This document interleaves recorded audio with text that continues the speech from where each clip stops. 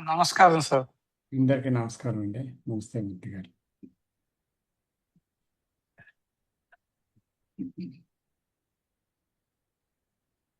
ఈరోజు 9వ తేదీ ఆగస్టు నెల 2026 ఆదివారం. Gnanajyothi JK study centre Visakhapatnam నుంచి ఈరోజు మనం ఈ సమావేశం జరుపుకుంటున్నాం. కిందటిసారి మనం జ్ఞానము అజ్ఞానం అనే విషయం గురించి చర్చించుకున్నాము. అయితే ఈసారి కళాత్మక జీవితం అనేటువంటి విషయం చర్చించుకోబోతున్నాము. ఇది జీవించే కళ పుస్తకం నుంచి 26వ చాప్టర్లో ఉంది. ఈరోజు డిస్కస్ చేయబోతున్న ఈ విషయం కూడా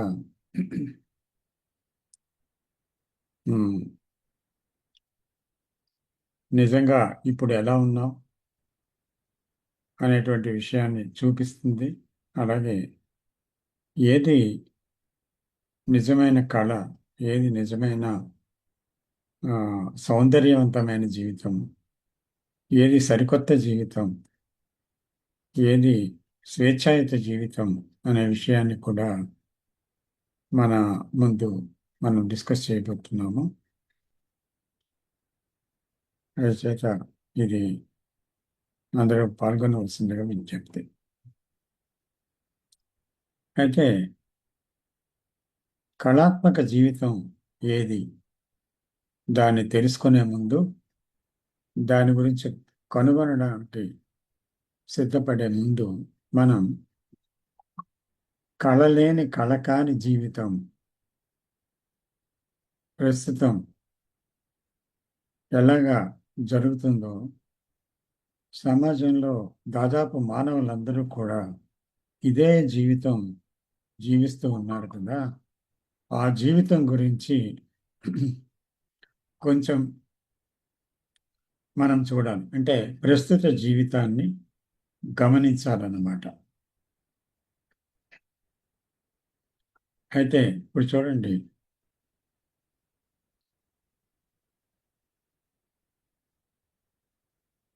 ఇష్టానుసారం జీవించే జీవితం తప్పకుండా స్వేచ్ఛాయుత జీవితం కాదు. దాని కళాత్మక జీవితం అని పిలవలేము. అంటే అక్కడ విశృంఖలత్వం ఉంది. అంటే తనకి ఏం తోస్తే అది చేసేయటమే. ఇందులో కోరికలే ప్రధానంగా వాటిలో ఎలా కొట్టుకుపోతున్నారు. క్షణికావేశాలు వచ్చినప్పుడు వ్యవహరించే ఉద్రేక స్వభావం,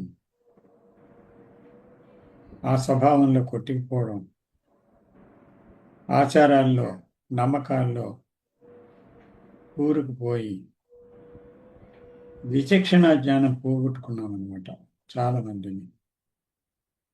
ఎందరో అలా యాంత్రికంగా కొన్ని నమ్మకాలు, కొన్ని ఆచారాలు, కొన్ని పూజలు, కొన్ని సాంప్రదాయాలు, తర్వాత కొన్ని మత సిద్ధాంతాలు, ఇంకా ఇప్పుడు యూట్యూబ్లో, ఇన్స్టాగ్రామ్లో చూస్తే రకరకాల పూజలు, రకరకాల నమ్మకాలు, రకరకాల విధానాలు, ఇవన్నీ వింటుంటే ఒక ఉన్మాద అవస్థలాగా ఉంది. నిజంగా అది పిచ్చే. ఎందుకంటే ఆ పిచ్చిని ఎక్కువ చేస్తుంది. అదే అదే అదే చూస్తున్నారు వీళ్ళు అందరూ. దాన్ని లైక్ చేయాలట. ఇలా ఎలా ఉంటుందంటే అది విస్తృతమైనటువంటి కండిషనింగ్లోకి తీసుకొని వెళ్ళిపోతుంది. ఇప్పుడు అది చూసిన వాళ్ళు లావ్ అయిపోతున్నారు. అంచేత దాంట్లో కూడా వెళ్ళి అసలు కామన్ సెన్స్ అనేది, విచక్షణ జ్ఞానం అనేది దూరమైన వాడు ఎందరో జీవిస్తున్నారు. నిజంగా ఇలా జీవిస్తే అది ఒక కళావిహీనమైన జీవితమే అవుతుంది, కానీ కళాత్మక జీవితం ఎలా అవుతుంది? మరి ఇటువంటి జీవితంలో అల్ప సంతోషాలు, క్షణికానందాలు, ఆశాభంగాలు, నిరాశ, నిస్పృహ, స్వార్థపరత్వం, భయం, కోపం, క్రౌర్యం, వైలెన్స్, దుఃఖం, ఇంకా చెప్పనక్కర్లేదు. ఇవన్నీ ఉన్నప్పుడు అశాంతి, ఇది తప్ప ఏముంటుంది? అంచేత అదే కోపం, అదే భయం, అదే ఆందోళన, అదే నిస్పృహ, అదే నిరాశ, అదే వైలెన్స్. ఇంట్లో పోరు, వీధిలో పోరు.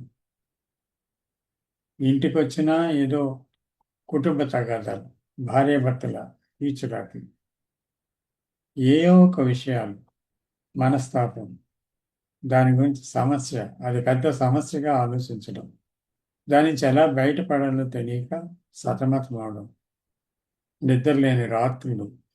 ఎంత ఘోరంగా ఉంది పరిస్థితి! ఇది మనం గమనించవచ్చు. అయితే ఇప్పుడు ఎందుకు ఇలా జరుగుతుంది, దీని గురించి ఏం చేయాలి అని కొంచెం మనం ఆలోచించవలసిందనమాట. దీనికి అంతటికీ మూల బిందువు ఏది? మూలంగా ఉన్నది ఏది? దీనికి అంతటికీ కారణమైనది ఏది? ఆ మూలంపై అంటే ఆ మూలం ఏంటి అంటే నేను అనే కేంద్ర బిందువు, నేను అనే కేంద్రం. ఆ కేంద్రంపై ఒక సమగ్రమైన అవగాహన లేకపోయినట్లయితే, అలా లేనంత కాలం, అవగాహన కలగనంత కాలం జీవితంలో ఆవేదనలు, ఆక్రందనలు, అక్షేమం ఇలా అలమటించకుండా ఉండదు. అలమటించడం తప్పదన్నమాట ఎవరికైనా. అంచేత ఇక్కడ మనం అనేకసార్లు చెప్పుకున్నాము, ఒక వృక్షం ఉందంటే దాని యొక్క కొమ్మలు, ఆకులు నరకడం వల్ల మళ్ళీ అవి చిగురిస్తాయి. మనం చేసే పని ఏంటి అంటే ఇక్కడ అక్కడ మార్పులు తెచ్చుకొని ఏదో సముదాయించుకొని సరిపెట్టుకొని సమర్థించుకొని జీవితాన్ని అదుపులో పెట్టుకొని పారిపోయి ఏదో రకంగా మనశ్శాంతి కోసం ఒక ప్రయత్నం చేయటం. ఇది చాలామంది బహుళ జనానీకం చేస్తున్న పని అన్నమాట. అయితే అది కాదు కదా చేయవలసింది. ఆ చెట్టు ఉండకూడదు అంటే చెట్టు యొక్క మూల వేరు నరకాలి, ఆ మూల వేరు తెగి పడాలి. అప్పుడు మాత్రమే ఆ చెట్టు నిర్జీవం అవుతుంది. అంతవరకు అది చిగురేస్తుంది, కొమ్మలేస్తుంది. కాబట్టి ఆ మహావృక్షం యొక్క మూల వేరు ఏది అని మనం చూస్తే, ఈ నేను అనేది ఎప్పటి నుంచో పెరుగుతుంది. అజ్ఞానం అనేది పెరుగుతున్నది, ఒక కాల నిర్ణయం లేదు. ఎప్పటి నుంచో పెరుగుతుంది అజ్ఞానం. సో అందుకని ఇప్పుడు ఆ నేను అనేటువంటిది మనలో ఎలా ఏర్పడి ఎలా ప్రభావితం చేస్తుంది? ఆ నేను అనేది నిజంగా ఉందా, లేకపోతే కల్పితమా? ఆలోచన యొక్క కల్పితమా? ఇంకా ఆలోచనలు వేరు, నేను వేరా? నా ఆలోచనలు అంటున్నాను నేను, నన్ను బాధిస్తున్నాయి అంటున్నాను. నా ఆలోచనలు చాలా అత్యంత ఘోరంగా నన్ను నిద్ర పట్టనీయకుండా రాత్రులు చేస్తుంది. పుంఖానుగా విపరీతంగా ఆలోచనలు వస్తున్నాయి. దేన్ని అదుపు చేయలేకపోతున్నాను అంటున్నాను. నాకు ఆలోచనలు వస్తున్నాయా, లేకపోతే నేనే ఆలోచనలా? ఇలాంటి ప్రశ్నలన్నింటినీ మనం వేసుకోవాలన్నమాట అన్వేషణ గురించి. ఎందుకంటే మనకి నిజంగా నమ్మడం, దేన్నైనా తలలూపటం అలవాటైపోయింది. అందువల్ల ఎవరు ఏది చెప్పినా టీవీలో గానీ, లేదా అంటే మీడియాలో గానీ, ఎక్కడ ఏది చెప్పినా కూడా, లేకపోతే స్నేహితులు గానీ, లేకపోతే ఛాందసులు గానీ, ఎవరో పెద్దవారు గానీ, గురువులు గానీ చెప్పిందంతటికీ మనం తలూపుతున్నామే గానీ, నిజంగా అది అంగీకరించడం అనేటువంటిది ఒక మర్యాదగా భావిస్తున్నామో, లేదా అంగీకరించకపోతే ఎలాగా అనిపిస్తుందో, లేతే ఏమనిపిస్తుందో తెలీదు గానీ, దాన్ని అలాగ అంగీకరిస్తూ తరతరాలుగా మనం ఒక ఆచారాలు, నమ్మకాలు, విశ్వాసాలు వీటిలో కూరుకుపోయి పూర్తిగా నిబద్ధతకి లోనయ్యామనమాట. అంచేత ఆ నేను అనే పరిధిలో ఏముందంటే ఆ గతం, ఆ గతం నుంచి మనం వర్క్ చేస్తున్నాం.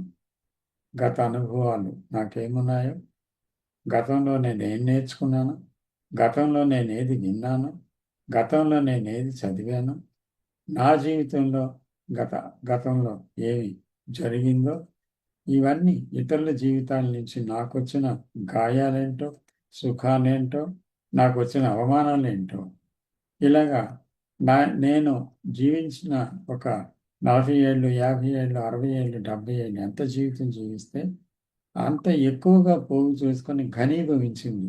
ఈ గత జ్ఞానం లోపట పూర్తిగా వెళ్ళిపోయి ఒక పెద్ద భారంగా తయారైన ఒక బండరాయిలాగా కూర్చుంది లోపట. అది దినదినం పెరుగుతుందన్నమాట. సో, అందువల్ల మనము ఈ గతం అంతటినీ మోస్తూ వెళ్తున్నాం. సో, అయితే మొత్తం అన్నీ వదిలి వెళ్ళిపోవాలా అని ఒకరికి అనిపించి విసుగొచ్చి కొంతమంది సన్యాసులుగా వెళ్ళిపోయారు. కొంతమంది విరక్తి చెంది వాళ్ళు కూడా ఏదో ఆశ్రమానికో, మఠానికో చెందిన వారు అయిపోయారు. కొంతమంది సూయిసైడ్ చేసుకున్నారు. కొంతమంది పిచ్చాసుపత్రిలో జాయిన్ అయ్యారు, లేదా సైకాట్రీ మందులు తీసుకుంటున్నారు ఈరోజు. అందువల్ల ఎందుకు ఇదంతా జరుగుతుంది అని మనం చూస్తే, ఇలా పారిపోవలసిన అవసరం ఏంటి? పారిపోతే శరీరం ఎక్కడికైనా వెళ్ళిపోద్ది. మరి శరీరం వెళ్ళిపోతే పోయిందా? దాంతో మనస్సు రాదా? అడవిలోకి వెళ్ళినా మనస్సు నీతోనే ఉంది. ఒక గుహలో కూర్చున్నా ఆ మనస్సు నీతోనే ఉంది. ఇంట్లో ఉన్నా నీతోనే ఉంది. బజార్లో నీతోనే ఉంది. సమాజంలో నీతోనే ఉంది. ఒంటరిగా ఉంటే నీతోనే ఉంది. కాబట్టి ఆ మనస్సును వదిలి ఎక్కడికి పారిపోతారు? సో, పారిపోవడానికి వీలే లేదు. కానీ మనిషి పారిపోదామని ప్రయత్నం చేస్తున్నాడు. సత్యం ఏంటి అంటే, దేర్ ఇస్ నో ఎస్కేప్. ఇది తెలుస్తుంది తర్వాత. ఎక్కడికి వెళ్ళినా అదే చింతన వస్తున్నప్పుడు ఏమనుకుంటాడు? తెలుస్తుంది. ఏం తెలుస్తుంది? There is no escape from the what is. ఉన్న దాని నుంచి తప్పించుకోవడం అనేది లేదు. అందువల్ల జీవితంలో ఒక ముఖ్య విషయం గమనించాలి. అన్నిటికీ స్థానం ఉంది. మనం చూడబోతున్నాం ఇదంతా. అన్నిటికీ స్థానం ఉంది. ధనానికి, సెక్స్‌కి, బాంధవ్యాలకి, సమాజంలో మనము వ్యవహరించడానికి, ప్రకృతి, మన చుట్టూ ఉండే వస్తువులు, ఉద్యోగ వ్యాపారాలు, ఇవన్నీ మొదలైనవన్నీ కూడా మనకి తెలిసిన వాటి చుట్టూ ఏమైతే ఉందో మనకు తెలిసిన పరిధిలో, ఈ అన్నిటిలో ప్రతి విషయానికి కూడా ఒక స్థానం ఉంది. అయితే దేనికి ఇవ్వవలసిన స్థానం, దేనికి ఎంత స్థానం ఇవ్వాలో అంత స్థానం ఇచ్చి జీవిస్తున్నామా? ఎంత ఇవ్వాలో అంతే ఇవ్వాలి కదా! లేనట్లయితే జీవితం అస్తవ్యస్తం అవుతుంది. ఇప్పుడు శిరస్సు ఉండే స్థానం ఉంది. కింద పాదాలు ఉండే స్థానం ఉంది. శిరస్సు ఉండే స్థానం శిరస్సు ఆ పైన శరీరం పైన ఉండాలి. పాదాలు అట్టడుగున ఉండాలి. అప్పుడే ఆ మనిషి తిరుగాడగలడు. ఆ మనసు సంచరించగలడు ఆ మనిషి. అయితే ఇప్పుడు ఏం జరుగుతుందంటే ఈ శిరస్థానం అనేది మనం అంటే అత్యున్నతంగా ఆలోచించి, కళ్ళతో చూసి, వేదాలతో మాట్లాడి, చెవులతో విని, అన్ని ప్రధానమైన కార్యాలు నిర్వహించే శిరస్సు స్థానాన్ని మనం పాదాల చెంతకు చేర్చాము. పాదాలు శిరస్సు దగ్గరికి వచ్చాయి. అప్పుడు మనిషి ఎలా సంచరిస్తాడు అంటే ఆ ప్రధానమైన శిరస్థానం అంటే ఏంటి? అసలు ప్రధానమైన శిరస్థానం దానికి ఒక ప్రాధాన్యత ఉంది. అది అన్నిటికంట శీర్ష భాగంలో పై భాగంలో ఉండాలి. లేదా అంటే జీవితం అస్తవ్యస్తం అవుతుంది అనే శరీర నిర్మాణం జరిగింది. అలాగే మనసు కూడా ఒక స్థిరస్థానం ఒకటి ఉంది మనసుకు కూడా. అయితే మనస్సుకున్న ప్రధానమైన ఆ శిరస్థానం ఏది? తనపై తనకి అవగాహన కలగటానికి పరిశీలించవలసిన నేను అనే కేంద్రం అక్కడ పరిశీలించాలి.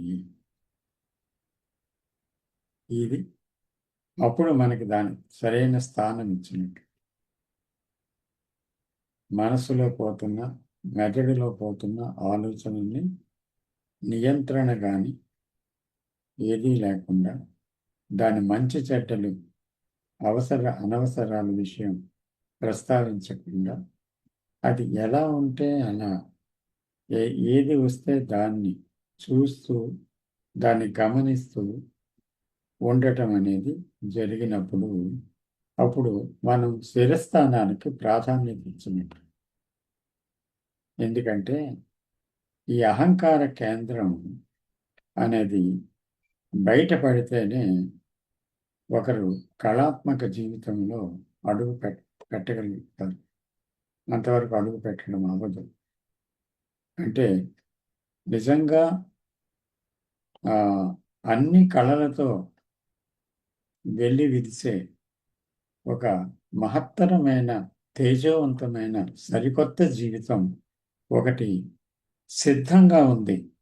అయితే ఆ సిద్ధంగా ఉన్నటువంటి ఆ జీవితం కట్టుకునేది కాదు, నిర్మించడానికి పూనుకునేది కాదు, కాలం పట్టేది కాదు, కాలంలో పెరిగేది కాదు, కాలంలో మనం తీర్చిదిద్దేది కాదు.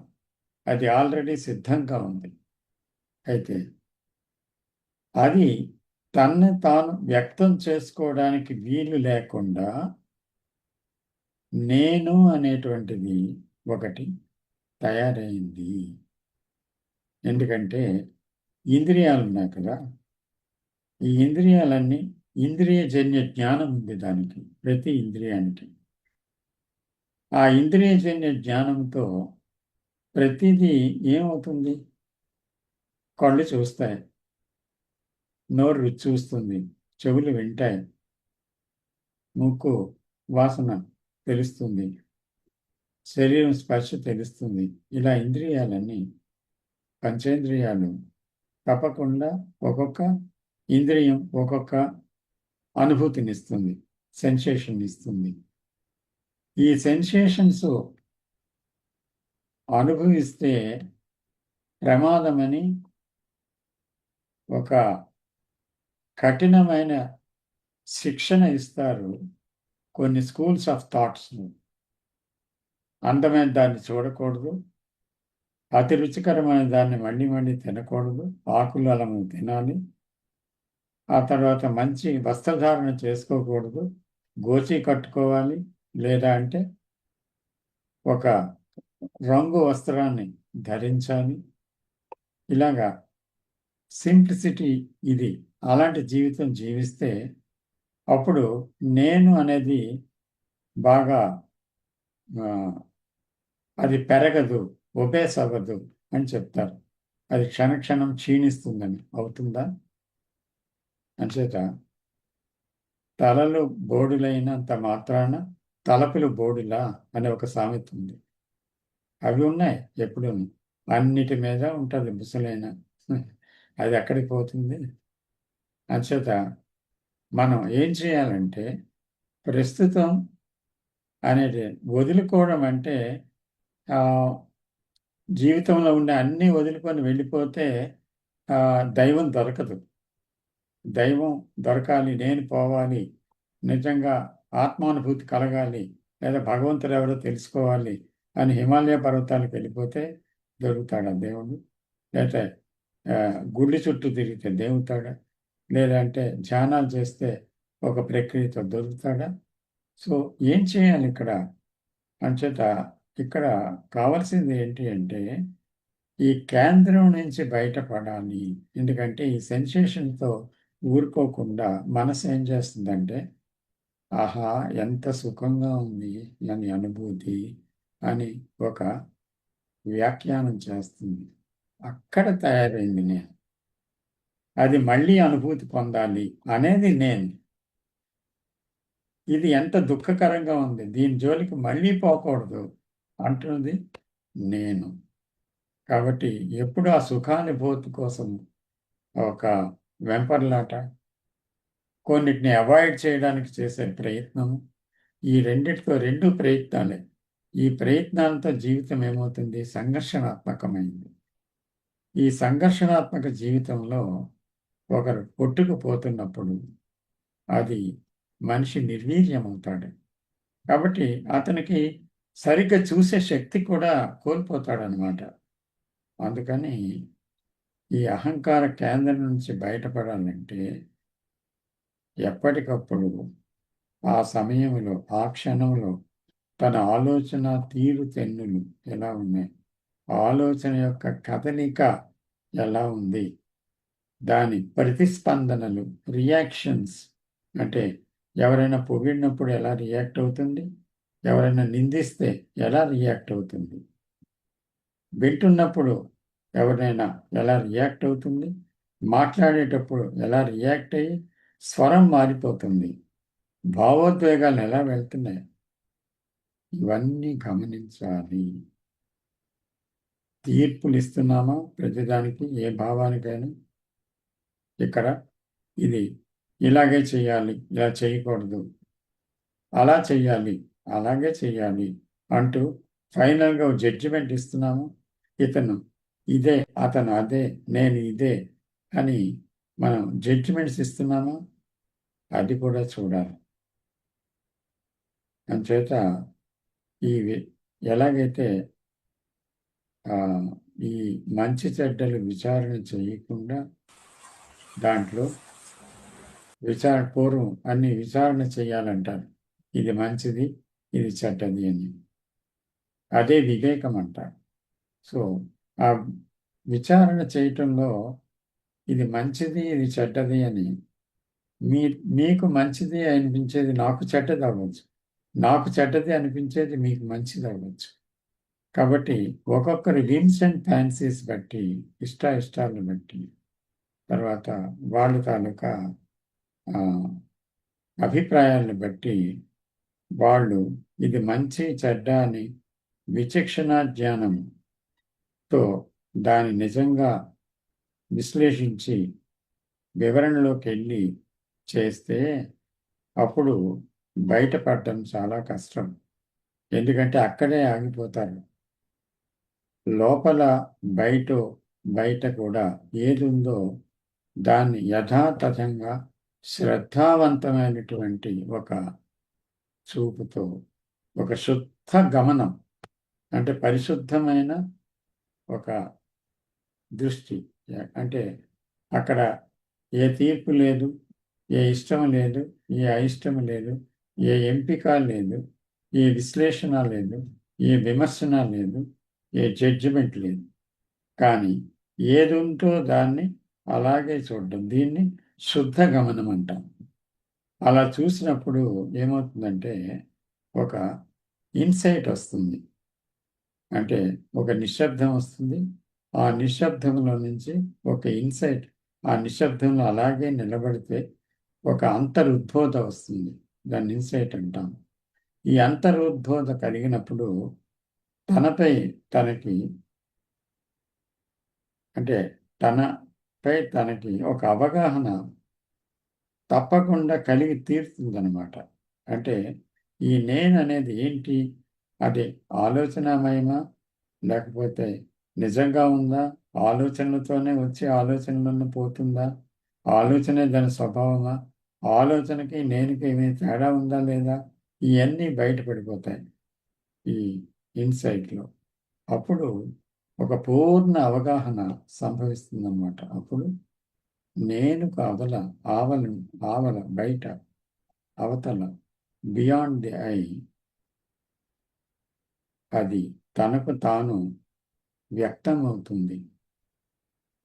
తనకు తానుగానే సంభవిస్తుంది. అంతవరకు అది అవ్యక్తంగానే ఉంది. అవ్యక్తంగానే ఉంది. ఇది జరిగినప్పుడు ఒక నిత్య నూతన జీవితం ఆవిష్కరించబడుతుంది.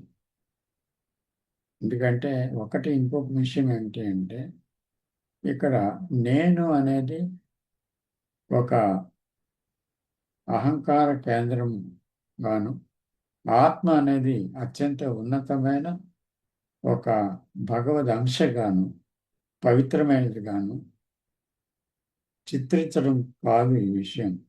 నిజం ఏంటి అంటే యాక్చువల్గా ఒక సూర్యరశ్మి ముందు నిలబడితే తూర్పుగా మన పక్క నుంచి ఒక షాడో పడుతుంది. అంటే నువ్వు ఉంటేనే కదా షాడో. నువ్వు లేకపోతే షాడో ఉందా? లేదు. అలాగే నిజంగా అందరిలోనే ఉన్నటువంటి ఆ కాలాతీతమైన విషయం, ఆ జీవము ఒకటి ఉండబట్టే దాని నుంచి ఇంద్రియాలు ఉన్నాయి, శరీరం ఉంది, ఇంద్రియాలు ఉన్నాయి, అందులో జీవం ఉంది. ఆ జీవం ఆ స్పందన వల్లే ఇంద్రియాలు గ్రహిస్తున్నాయి. అయితే అక్కడ ఏం జరిగింది అంటే ఇంద్రియజన్య ఒక సంస్పర్శ వల్ల, సెన్సేషన్ వల్ల ఏమైందంటే ఇష్టాలు ఏర్పడ్డాయి. ఈ ద్వంద్వాలు ఏర్పడిన తర్వాత అది నేను యొక్క స్వభావం. అయితే ఇష్టంగా ఉంటుంది, లేకపోతే అయిష్టంగా ఉంటుంది. న్యూట్రల్గా ఎప్పుడూ ఉండదు అది. అయితే పొంగిపోతుంది, లేకపోతే పొంగిపోతుంది. అంచేత ఆ ఆ నేను అనేది యాక్చువల్గా ఒక జీవములో ఉండే ఒక నీడ అంతే. అది తయారైంది కాలంలో అనుభవాల్లో. సో దాన్ని ఎప్పుడైతే మనము ఒక నిశ్శబ్దంతో గమనించామో, ఆ నిశ్శబ్ద గమనం అంటే ఏంటి? అది సత్య గమనం. అంటే అక్కడ ఏ కండిషనింగ్స్ లేవు. అంటే అక్కడ ఆ చూపులో ఇష్టాలు, తర్వాత గతము, తర్వాత జోక్యము, తర్వాత ఖండన, తర్వాత ఒప్పుకోలు ఏవి లేకుండా చూస్తున్నటువంటి ఒక ఖాళీ అయిన చూపు. అది తన జీవము నుంచి వచ్చిన చూపు. యాక్చువల్గా అది ఎరుక, అదే అటెన్షన్ అని కృష్ణమూర్తి గారు పిలుస్తారు కదా. సో ఆ దర్శనం ఎప్పుడైతే కలిగిందో, ఆ చూడటం ఎప్పుడైతే తెలిసిందో, అప్పుడు ఒక నిత్య నూతన జీవితం ఆవిష్కరించబడుతుంది. అతను మంచి గుణాలని, చెడ్డ గుణాలని వదిలేయాలి, మంచి గుణాలని ప్రాక్టీస్ చేయాలని బయలుదేరక్కర్లేదు. అక్కడ దర్శనంతోనే ఏవైతే పనికిరాని ఉన్నాయో, ఏవైతే ప్రమాదకరమైనవి ఉన్నాయో, ఏవైతే అవసరం లేని ఉన్నాయో అవన్నీ రాలిపోతాయి దానికదిగా. అప్పుడు నిజమైనవి మాత్రమే ఉంటాయి. ఆ చూపు యొక్క అద్భుతమైన శక్తి అది. It is like a fire with అది ఎలాగంటే యాషస్ కూడా, బూడిద కూడా మిగల్చకుండా కాల్చేటువంటి ఒక మహా అగ్ని అది, మహా జ్వాల అది.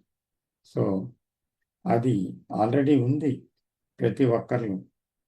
అది ఎప్పుడైతే మేల్కొంటుందో అప్పుడు ఏకత్వం, ప్రేమ, మహదానందం, ప్రజ్ఞ, తర్వాత ఇవన్నిటితో కూడుకున్న ఒక జీవితం, సంపూర్ణమైన పరిపూర్ణమైన ఒక జీవితం ఆవిష్కరించబడుతుంది అనమాట.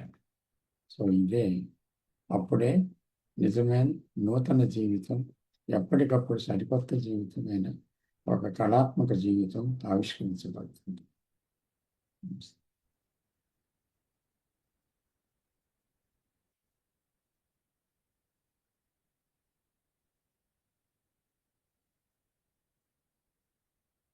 మాట్లాడండి సార్. మూర్తి గారు, వేడిమూర్తి గారు.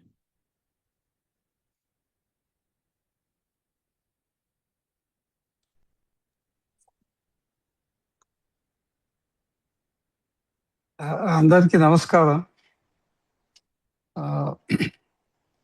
ఈ నేను గురించి నేర్చుకోవటం, తెలుసుకోవటం చాలా ముఖ్యం మనందరికీ. ముందుగా ఈ నేను అనేది ఎలా వచ్చిందో ఒకసారి పరిశీలిద్దాం.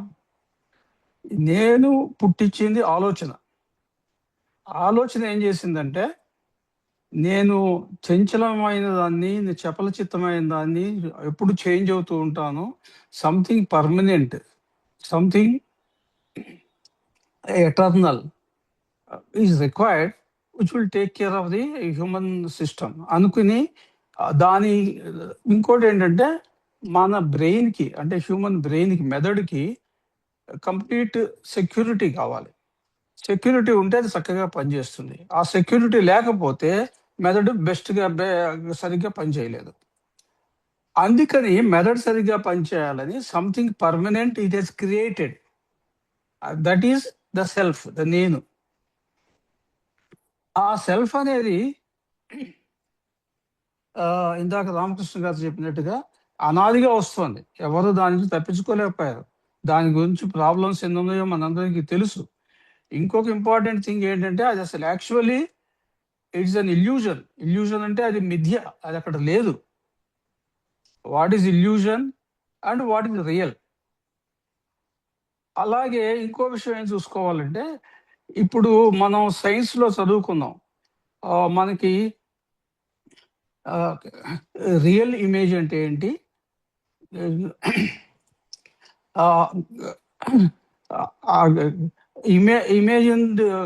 ఇమేజ్ అంటే ఏంటి అంటే దాన్ని ఏమంటారంటే, ఇంగ్లీష్లో one is a real image and one is a name for that, I'm not getting. Okay, it's not a real image. ఈ రియల్ ఇమేజ్ని మనం అర్థం చేసుకోవాలి. ఇప్పుడు ఇందాక రామకృష్ణ గారు చెప్పినట్టుగానే, మనం గనక ఎండలో నిలబడితే మనతో పాటు నీడ కూడా పడుతుంది. మనం నీడలో ఉన్నప్పుడు, నీడ పడినప్పుడు ఆ నీడ అనేది రియల్ ఇమేజ్. వేరేస్ ఈ నేను అనేది it is not a real image because it cannot be captured అనే photographic plate. It's a virtual image. Virtual image అంటే అది ఉన్నట్టుగా కనిపిస్తుంది, యాక్చువల్గా అది అక్కడ లేదు. అది మిథ్య అన్నమాట. That is our illusion. ఇప్పుడు మనం ఎడారిలో వెళ్తున్నాం అనుకోండి, మనకి దాహం వేసింది, మంచినీళ్ళు కావాలి, మనం ఎండమావిలాగా ఒకటి కనిపిస్తుంది మనకి, కానీ మనం దాని వెంబట పరిగెత్తాం. మనకి క్విక్గా అర్థమైపోతుంది, అరే ఇది ఎండమావిరా, ఇక్కడ నీళ్లు లేవు, ఇక్కడ పోయిన వల్ల ఉపయోగం లేదు, నా దాహం తీరదు, ఇంకా దాహం పెరుగుతుంది ఎందుకంటే నేను ఎండలో నడుస్తున్నా అని మనం వెళ్ళం. అలాగే ఈ నేను అనేది వర్చువల్ ఇమేజ్. ఇది అంటే ఇమేజ్, ఇది యాక్చువల్గా ఇమేజ్ లేదు అక్కడ. I'm running after a thing which is not there. Suddenly నేను రిమెంబర్ చేశాను, మా అమ్మగారు చిన్నప్పుడు ఎప్పుడు మిథ్యా ప్రపంచం అంటూ ఉండేది. నేను అప్పుడు 10 ఏళ్ళు 12 ఏళ్ళు పిల్లాడు అనుకుంటాను. ఒకసారి ఆమెను అడిగేశాను నేను, అమ్మ నువ్వు మిథ్యా ప్రపంచం అంటావేంటి? ఇక్కడ చెట్లు చేమలు ఉన్నాయి, కొండలు ఉన్నాయి, గుట్టలు ఉన్నాయి, రోడ్లు ఉన్నాయి, మనుషులు ఉన్నారు, ఇదంతా మిథ్యలా అవుతుంది అని అడిగాను. ఆవిడ నవ్వేసింది, నువ్వు చిన్నవాడివి, నీకు తెలియదు, నువ్వు పెద్దయ్యాక నీకు అర్థం అవుతుందిలే అంది. అది ఎప్పుడు when I was 10 years old. ఇప్పుడు నాకు అర్థమవుతోంది ఏంటంటే, ఈ నేను అనేది మిథ్య అయినప్పుడు ఈ నేను సృష్టించే ప్రపంచం అంతా కూడా మిథ్యే కదా. అది మనం ఎందుకు అర్థం చేసుకోలేకపోతున్నాం? So the main question is, definitely we know what the culprit is, and we also know how the culprit has been formed, but we don't know how to get rid of that. మనమంతా చిన్నవాళ్ళము, సామాన్యులము, but పెద్ద పెద్ద వాళ్ళు, జ్ఞానులు, విజ్ఞానవేత్తలు, పెద్ద మత అధికారులు, వాళ్ళు కూడా చేసుకోలేకపోయారు. అది కూడా మిథ్యలోనే కంటిన్యూ అవుతుంది.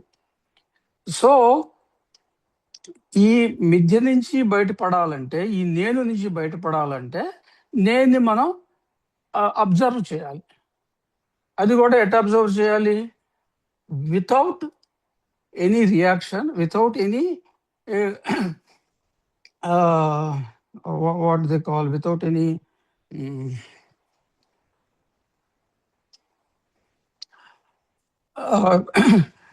దాన్ని అది ఉంది లేదు అని చూసుకోకుండా దాంతోనే ఉండి, దాన్ని ఖండించకుండా, దాన్ని without justification, without any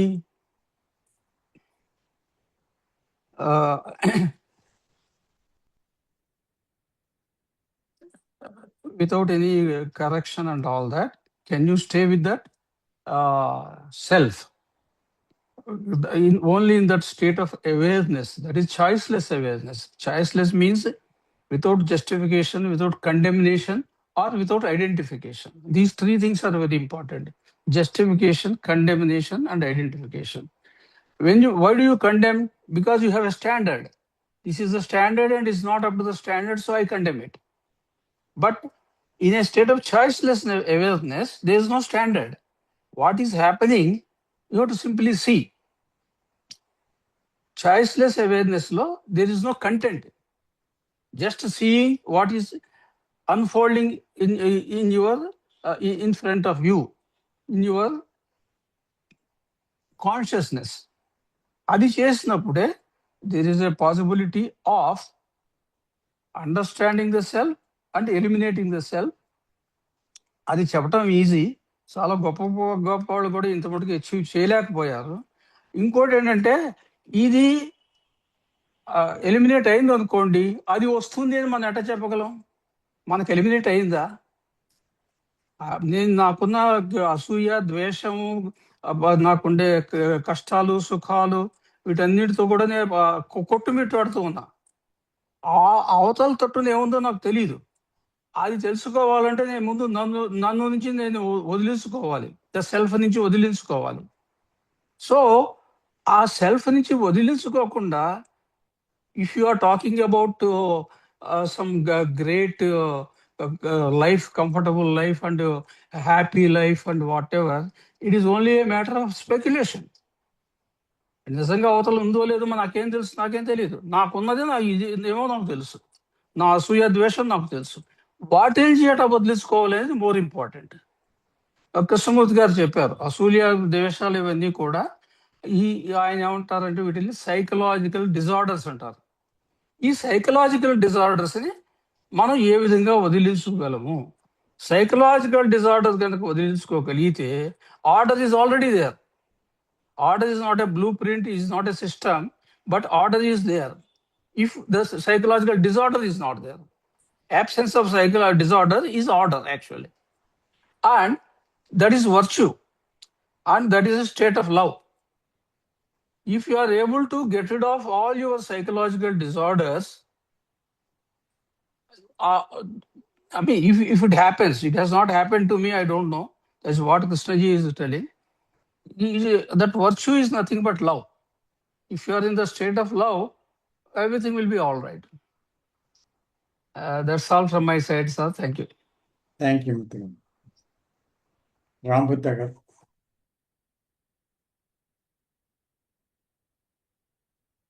sir ఒక 5 minutes లో వస్తారు వేరే వాళ్ళకి ఇవ్వండి. సరే thank you. Thank you sir. ఎవరు మాట్లాడతారండి?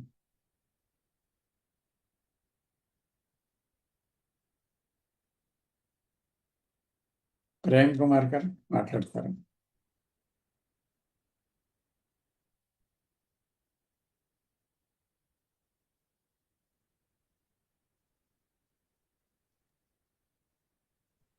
నమస్కారం సార్. నమస్తే.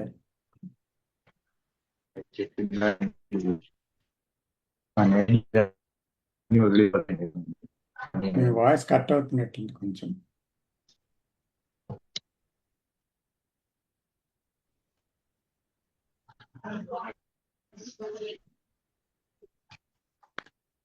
హలో, చెప్పండి సార్.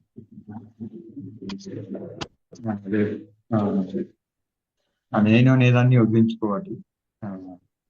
అది నాకు అర్థమైంది. ఫస్ట్ ఏంటంటే ప్రతి విషయంలోనూ నేను అనేది పనిచేస్తుంది అనేది, అంటే నేను కూడా చూడగలుగుతున్నా.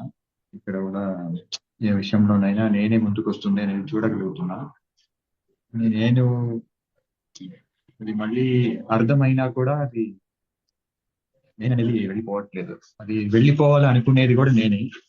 ఇక్కడ అది మళ్ళీ ఒక ఇది ఇటు అంటే అటు, అటు అంటే ఇటు అని అది ఒక ఆటలాగా అది నేను పోగొట్టుకోవాలి అని అనుకునేది కూడా నేనే కదా అని మళ్ళీ అది నేనే మళ్ళీ మళ్ళీ వస్తున్నట్టు అనిపిస్తుంది. అది ఎందుకో అది అర్థమైనట్టుంది, అర్థం కానట్టుంది అంతే సార్.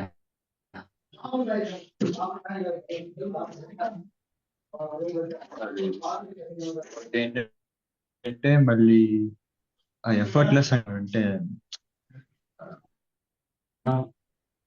అది ఎఫర్ట్లెస్ అంటే ఇంకొక చోట మళ్ళీ దానికోసం కష్టపడాలి అని కూడా అర్థమవుతుంది. ఇది ఎక్కడ అది దానికోసం కష్టపడాలి, మళ్ళీ ఆ కష్టం కూడా శ్రమ లేకుండా కష్టపడాలి అనేది కూడా అది ఎలాగో ఇంకా పూర్తిగా అర్థం అనిపిస్తుంది.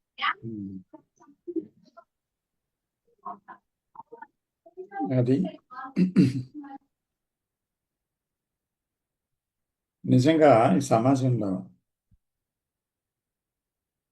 ఒక బ్రతకటం అనేది ఒక పెద్ద ఛాలెంజ్. అయితే అందరూ చాలా న్యూరాటిక్ పీపుల్ ఉంటారు. అందరితో మనసే న్యూరాటిక్ అనుకోండి. సో దాంతో డీల్ చేయడం ఎలాగా? అది మన మనసు అవ్వచ్చు, పైవాళ్ళ మనసు అవ్వచ్చు. దాన్ని ఎలా డీల్ చేస్తాం? అందుకని దాన్ని డీల్ చేయడానికి మళ్ళీ మనం దాని గురించి కష్టపడి ఒక ఆలోచించి ఒక నిర్ధారణకు వచ్చి ఇలా డీల్ చేయాలి అనుకుంటే ఆ ప్రయత్నం వల్ల జరగదు. కానీ ఇక్కడ ఏముండాలంటే తీవ్రమైన శ్రద్ధ, అపేక్ష, తర్వాత ఒక ప్రేమ తత్వం ఉండాలి. అంటే ఏ మాటనైనా ప్రేమతో వినగలగాలి. మనలో వచ్చేటువంటి ఆలోచనని ప్రేమతో చూడగలగాలి. అంటే ఆ శ్రద్ధలో ప్రేమ ఉంది, ఇష్టం ఉంది. సో అంతేగాని ఈ ఆలోచనని దాటి వెళ్ళిపోవాలని కానీ, నేను దానికి ఆవల ఉన్నదేదో తెలుసుకోవాలని కానీ ఎప్పుడైతే మనం గోల్స్ పెట్టుకున్నామో అది అత్యంత కష్టతరం అవుతుంది. అందుకే అది సహజంగానే జరగాలి. అది రావడం అప్రయత్నంగానే రావడం ప్రయత్నరహితంగానే రావాలి. అది ప్రయత్నంతో సాధించేది కాదు. అది షూర్గా ప్రయత్నించేవాడు అనేవాడు ఉన్నాడు అంటే అక్కడ ప్రయత్నం ఉంది. తర్వాత సాధింప కోరే విషయం ఉంది, గోల్ ఉంది. సాధించేవాడు, సాధించే ప్రయత్నము, సాధింపబడేటువంటి గోల్, ఇవి ఉండటం వల్ల ఏమైందంటే అసలు విషయం నుంచి మనం దూరం వెళ్ళిపోయి చాలా కష్టం, అర్థం కానట్టు అర్థమైనట్టు ఉంటుందన్నమాట. అంచేత అది కాకుండా మనం అతి శ్రద్ధావంతంగా, ప్రేమగా ఆలోచనలు కానీ, ఇతరులు మాట్లాడే విషయం కానీ, మనం మాట్లాడే విషయం కానీ వినగలమా, గ్రహించగలమా, అంటే మన ఇష్టాలతో కాకుండా చూడగలమా నిర్లిప్తంగా అని మనం ఆ ఉదాసీనమైన ఆ దర్శనం చేయగలమా లేదా, ఇది మనం చేయవలసిన కష్టం అంతా. కష్టం అంటే అదే కష్టం. మళ్ళీ అక్కడ కష్టం లేదు అంటే అక్కడ అదే ప్రేమ. సో ఆ ప్రేమతో మనం దాన్ని చూసినప్పుడు ఏమవుతుందంటే, వర్డ్స్తో కన్ఫ్యూజ్ అవ్వద్దు, కానీ ప్రేమతో మన ఇష్టంగా మనం చూసినప్పుడు సమయం తెలియదు.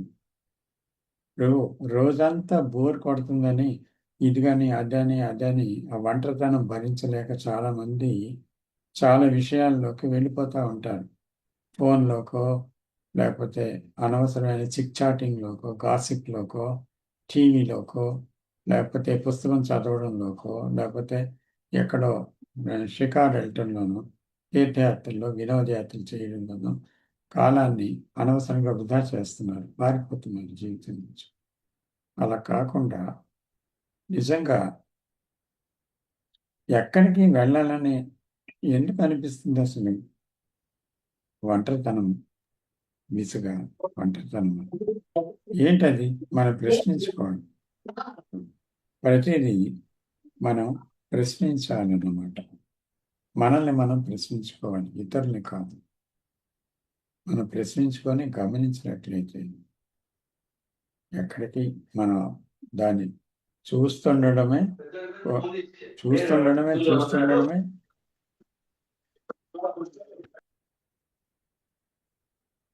పద్మిని గారు మ్యూట్ చేయండి, మ్యూట్లో ఉండండి. చూస్తుండడమే అదే ఒక ఇష్టంగా మారిపోవాలి. మ్యూట్ చేయండి.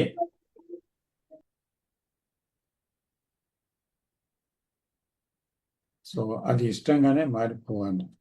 అర్థమవుతుందా మీకు? సో అప్పుడు చెప్పండి. అది సెల్ఫ్ తొలగిపోవాలని ఉద్దేశంతో చూస్తే అది కూడా మళ్ళీ ఉద్దేశం అవుతుంది. తప్పకుండా అక్కడ మళ్ళీ సెల్ఫ్ ఉంది ఆ ఉద్దేశంలో.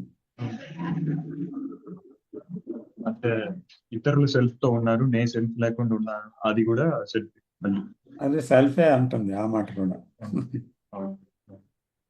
అంటే అది ఎప్పుడు అంటే ఎలా అంటే ఇతరులో ఆ సెల్ఫ్ ప్రభావితం చేస్తుండడం చూస్తున్నాం, సెల్ఫే ముందుకు వచ్చి పని చేస్తుండడం చూస్తున్నాం, కానీ మనలో మనం చూసుకోం. అంటే నేనైతే సెల్ఫ్ నుంచి బయటికి వచ్చేసిన, కానీ ఇతరులు సెల్ఫ్ లో ఉన్నారనేది కూడా ఆ సెల్ఫ్ మళ్ళీ మళ్ళీ వచ్చి చెప్తూ ఉంటారు. నేనేదో గొప్ప, మిగతా వాళ్ళందరూ సెల్ఫ్ తో పని చేస్తున్నారు అని అది కూడా సెల్ఫే చెప్తారు. అంటే అక్కడ సెల్ఫ్ ఎలా పనిచేస్తుంది అని మీరు చూడొచ్చు, నేను చూడొచ్చు. అక్కడ సెల్ఫ్ ఎలా పనిచేస్తుందని వీళ్ళు సెల్ఫ్తో ఉన్నారు కాదు, అక్కడ సెల్ఫ్ ఎలా పనిచేస్తుంది అంటే అక్కడ నన్ను నేను చూసుకున్నప్పుడు నేను ఎలా నేర్చుకున్నానో సెల్ఫ్ గురించి, మీ సెల్ఫ్, నా సెల్ఫ్, ఇతరుల సెల్ఫ్ ఒకటే. అదే ఇప్పుడు మీలో పనిచేస్తున్నట్టే నాలో సెల్ఫ్ కూడా పనిచేస్తుంది అనేది పనిచేస్తుంది. అప్పుడు ఆ సెల్ఫ్ ఎలా పనిచేస్తుంది అని చూడటంలో మనం అది కూడా నేర్చుకుంటున్నాం. సెల్ఫ్ గురించి నేర్చుకుంటున్నాం కదా. అర్థం. అదే సార్, ఇప్పుడు అది ఎలా అంటే ఇప్పుడు నాకు కోపం వస్తే మహా అయితే ఎవరినో ఒకరిని తిట్టడం మొదలెడతాం. ఇదే ఒక నాయకుడి అంటే ఒక ప్రైమ్ మినిస్టర్ కానీ ప్రెసిడెంట్ కానీ కోపం వస్తే అది యుద్ధంగా మారుతుంది. సో ఆ తీవ్రతలో తేడా ఉంటుంది తప్ప కోపం అనేది ఆ సెల్ఫ్ యొక్క పదార్థం, ఆ కోపం అనేది ఒకటి. అలాగే సెల్ఫ్ యొక్క ఒక లక్షణం అంటే సెల్ఫ్ ఏ లక్షణాల్లో వ్యవహరిస్తుంది అనేది మన నుంచి మనం ఎంత నేర్చుకోగలమో బయట ఎంత నేర్చుకోగలము. Okay. Because everywhere that self is. Selfish. Okay. Rambutha గారు మాట్లాడతారు. సార్ అందరికీ నమస్కారం సార్. నమస్తే అండి. సో టాపిక్ సీరియస్ గా నడుస్తున్నప్పుడు అందరూ మ్యూట్ చేస్తే మిగిలిన వాళ్ళు కూడా డిస్టర్బ్ అవ్వదు.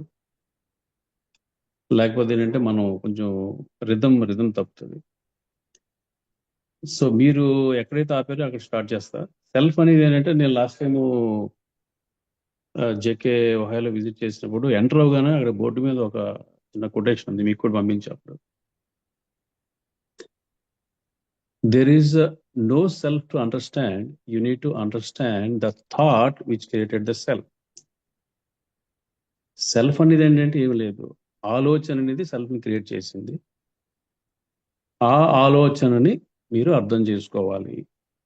ఆ ఆలోచన అంటే ఏంటి, మళ్ళీ మీరు ఆల్రెడీ చెప్పారు, నేను అనే ఒక కేంద్రం. ఆ నేనుకి వస్తువులతోని, వ్యక్తులతోని, ఆలోచనలతోని ఉన్న సంబంధం మనం చాలాసార్లు మాట్లాడుకున్నాం. దాన్ని అర్థం చేసుకోవాలి. ఈ ఆర్ట్ ఆఫ్ లివింగ్ టాపిక్ ఏంటి సార్, ఎక్సలెంట్ టాపిక్. ఇదేంటంటే ఒక వన్ పేరా కాదు, ఇది వన్ పేరా కాదు. దీనికి సంబంధించిన ఏంటంటే కృష్ణాజీ రకరకాల పాయింట్లు చెప్పారు. కళ, జీవించే కళ, లేకపోతే కళాత్మక జీవితము, సౌందర్యవంతమైన జీవితం. నేను కొన్ని ఇంపార్టెంట్ పాయింట్స్ రాసుకున్నాను సార్, ఎందుకంటే ఇవన్నీ దానికి సంబంధించిందే. అంటే మనం చెప్పింది ఏంటి, అసలు కృష్ణమూర్తి ఏమంటున్నారు అంటే ఈ జీవితం గురించి ఎలా జీవించమంటున్నారు, ఇలా ఫలానా అలాగా జీవించు అని ఆయన చెప్పలేదు. మీరు ఇప్పటివరకు కవర్ చేసిన దాంట్లో ఆల్మోస్ట్ మీరు అన్ని టచ్ చేశారు. నేను కొన్ని పాయింట్ రాసుకున్నా, క్విక్గా నేను రాసుకున్న పాయింట్ని మీకు సమరైజ్ చేస్తాను. ఫస్ట్ ఏంటంటే ఆయన చెప్పింది ఏంటంటే all the problems in the life are interconnected, they are not separate. ఎందుకంటే మన డే టు డే లైఫ్లో మనకి ఉద్యోగానికి వెళ్తాం, రిలేషన్స్ ఉంటాయి, మనీ రిలేటెడ్ ఉంటాయి, తర్వాత ఎన్లైటన్మెంట్ ఉంటుంది, స్పిరిచువాలిటీ ఉంటుంది, మెడిటేషన్ ఉంటుంది. ఇవన్నీ ఏంటంటే ఇలా డివైడ్ అయిపోయాం. ప్రతిదానికి మనం ఒక సొల్యూషన్ కనుగొందామని దాంట్లోని ఈ కళ లేదు. Life is not a problem to be solve, it is not A problem to be solve అని చెప్పింది ఏంటంటే జీవితం అనేది ఏంటంటే జీవించాల్సిన ఒక ప్రయాణం, ఛేదించాల్సిన చిక్కుముడి కాదు. ఈ కళ అనేది ఆ జీవితాన్ని ఎదుర్కోవడంలో ఉంది కానీ పరిష్కరించడంలో కాదు. మీరు ఆల్రెడీ క్లియర్గా ఎక్స్ప్లెయిన్ చేశారు, it is not a solution for something. అందుకే ఏంటంటే నెక్స్ట్ ఏం చెప్తున్నారు ఆయన, అందుకే సో మచ్ ఇంపార్టెన్స్ ఇచ్చారు సీయింగ్ అనేది ఏంటంటే, దాని గురించి కూడా వెళ్దాం. ఇంకోటి ఏంటంటే live without your image. Already Dakshinamurthy గారు చెప్పారు ఈ పాయింట్. ఇమేజ్ ఏంటంటే రూపం, తెలుగులో చెప్పాలంటే రూపం లేదా జ్ఞాపకం. మన ఇమేజ్ అనేది ఏంటంటే ఒక నిర్జీవమైన జ్ఞాపకం. మిమ్మల్ని మేము కలిసాం డైరెక్ట్గా, కలిసినప్పుడు ఓకే రామకృష్ణ గారు అంటే ఇది, ఆయన మాట్లాడే విధానం ఇది, కూర్చునే విధానం ఇది, అది ఉంటుంది. కాకపోతే నా మైండ్లో రామకృష్ణ గారు అని ఒక ఐడియా కింద ఉన్నప్పుడు ఏంటంటే ఒక వ్యక్తిగా నేను మిమ్మల్ని ఎప్పుడూ తెలుసుకోలేదు. This is the point again he raised in retreat. ఎందుకు మనుషులు ఫిజికల్గా కలిసి ఒకరు మాట్లాడుకుని డిస్కస్ చేసుకున్నాం అంటే మనిషిగా మనం అర్థం చేసుకునే అవకాశం అక్కడ వస్తుంది. మనం కృష్ణమూర్తి గారి వీడియోస్, ఆడియోస్ వినడం వేరు, ఎందుకంటే ఆయన ఇప్పుడు లేరు కాబట్టి.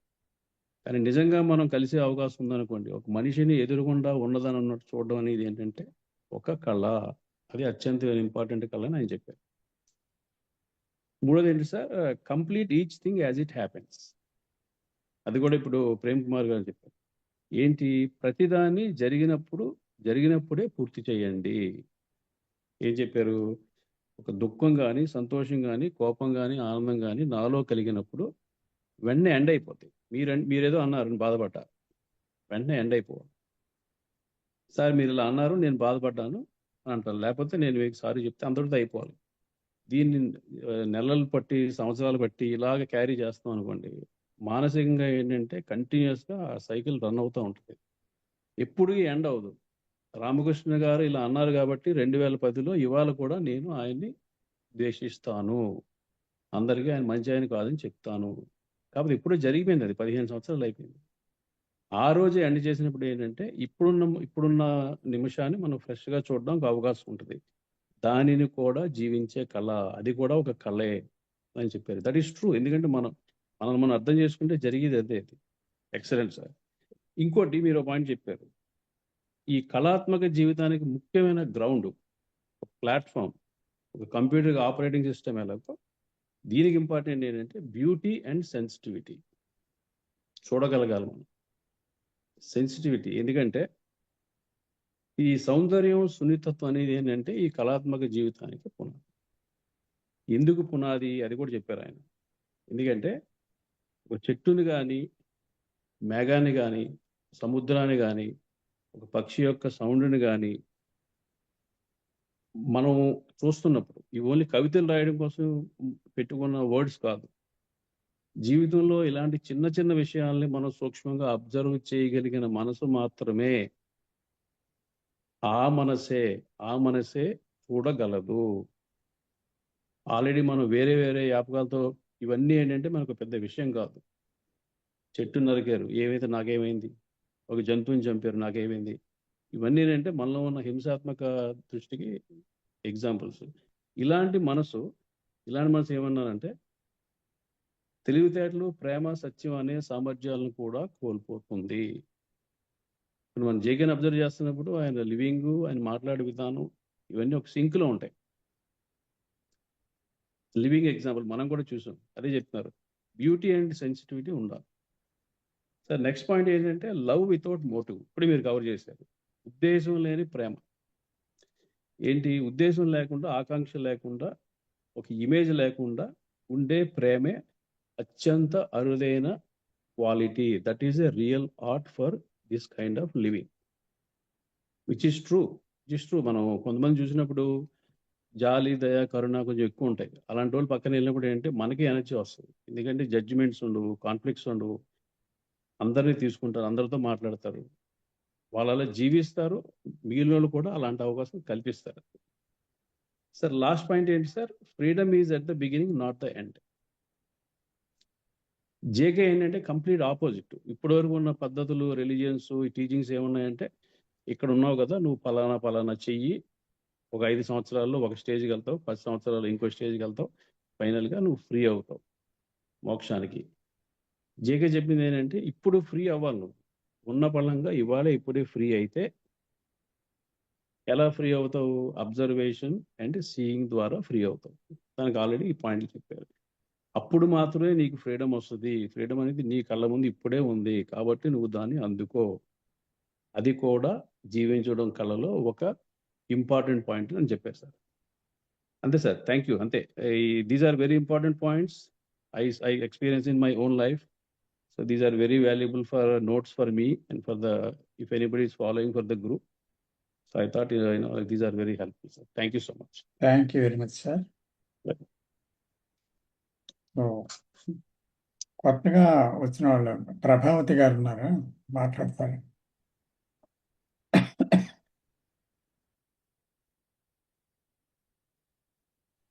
నమస్తే సార్. నమస్తే. వింటున్నా సార్ అంతా మీరు మాట్లాడేది. ఉమ్, అయితే మొన్న ఒక విచారణ అనే ఒక వీడియో విన్నాను సార్. ఒక 2-3 సార్లు విన్నాను ఆ వీడియోని. ఉమ్, నా లైఫ్ మీద కూడా నేను కొద్దిగా విచారణ చేసుకోవడం ఇదే ఫస్ట్ టైం సార్. నాకు ఎప్పుడు తెలీదు, బతుకుతా వచ్చేయడమే తప్ప వెనక్కి ఎప్పుడు చూసుకోలేదు. ఉమ్, నా చిన్నప్పటి నుంచి చూసుకుని వచ్చినప్పుడు నాన్నగారు అంటే భయం, ఒక భయం అయితే నన్ను వెంటాడింది సార్ ఇప్పటి వరకు. ఉమ్, దానివల్ల ఏమవుతుంది, ప్రతి చోట నేను భయంతోనే చేస్తున్నా ఏ పని చేసినా. దానివల్ల ఏంటో ఇప్పుడు కనీసం ఇప్పుడు పిల్లల దగ్గర కూడా నేను భయపడినట్టుగా అవుతున్నానండి. ఇప్పుడు నాకు ఆ ఎరుక వస్తుంది. అంటే నేను భయంలోంచే బతికాను మొత్తం జీవితం అంతా. ఒక నానంటే భయం, ఆ తర్వాత ఇప్పుడు వచ్చిన తర్వాత హస్బెండ్ అంటే భయం. కానీ పని చేస్తున్నా, అందరితో ప్రేమగా ఉంటున్నా. అసలు నేను ఎంత ప్రేమించినా సరే నాకు అటు నుంచి ఒక భయం అయితే వచ్చేస్తుందండి. నా పిల్లని ఎంత ప్రేమించినా ఈజీగా అంటే ఒక లోకు అంటారు చూసారా, ఆ ఉమ్. టైప్ లో వాళ్ళ నుంచి ఆ, ఆ, వాళ్ళ నుంచి ఆ భయం ఉంటుంది నాకు. నేను అన్ని చేసి కూడా భయపడుతున్నా. ఎందుకది? ఇప్పుడు నాకు ఎరుక వస్తుంది మాస్టర్ గారు. ఇక్కడ నాలో లోపం ఉంది, ఈ భయాన్ని నేను అధిగమించాలి, నన్ను నన్నుగా చూసుకోవాలి. ఆ ఎరుక అయితే కలుగుతుంది మాస్టర్ గారు మీ వీడియోస్ వల్ల. ఇంకా చూస్తాను మాస్టర్, ఇంకా ఏమున్నాయి నాలో అని అది వెతుక్కుంటున్నానండి. ఈ అవకాశం అయితే నాకు వచ్చింది సార్. మీ ఈ ఈ కృష్ణమూర్తి గారి ఇది చూసినప్పుడు ఇలా నాకు ఎవరూ చెప్పలేదండి ఎప్పుడూని. ఈ పూజ చేసుకోవాలి, ఆ పూజ చేసుకోవాలి, మంచిగా ఉండాలి, పద్ధతిగా చేసుకోవాలి, అంత కష్టపడాలి. ఈ టైలరింగ్ అని ఒక ఫీల్డ్ ఎంచుకుని ఒక భయంతోటే సార్. అది కూడా అంటే నేను ఏం చేయకపోతే నా ఫ్యామిలీ ముందుకెళ్ళదేమో, సర్వైవ్ అవ్వడం కష్టం అవుతుందేమో, అది కూడా ఇష్టంతో కాదు సార్, భయంతోటే 20 years పనిచేశాను సార్. అవన్నీ అవన్నీ తలుచుకుంటుంటే అబ్బా, చాలా మిస్ అయ్యాను లైఫ్ ని. ఇప్పటికీ కొద్దిగా భగవంతుడు దయచేసి అందరూ మ్యూట్ చేయండి, దయచేసి ఇతరులకు డిస్టర్బ్ చేస్తున్నారు. ఇప్పటికీ కొద్దిగా భగవంతుడు నాకు కొద్దిగా వెసులుబాటు కల్పిస్తున్నాడు ఇవన్నీ తెలుసుకోవడానికని అనిపిస్తుంది సార్. చాలా చాలా ధన్యవాదాలు సార్. ఉమ్. ఓకే.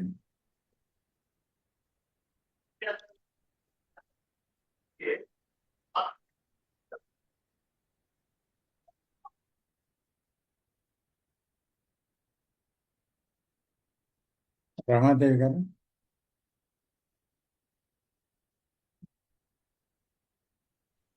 హలో, నమస్తే సార్. నమస్తే అమ్మ. అదే సార్, వింటున్నాను సార్. చాలా ఉమ్. మార్పు అయితే వచ్చింది సార్, కానీ ఇంకా చాలా రావాలి సార్. అలా అబ్జర్వ్ చేస్తాను కానీ మళ్ళా ఎక్కడికో Your వెళ్ళిపోతుంది. voice is not audible.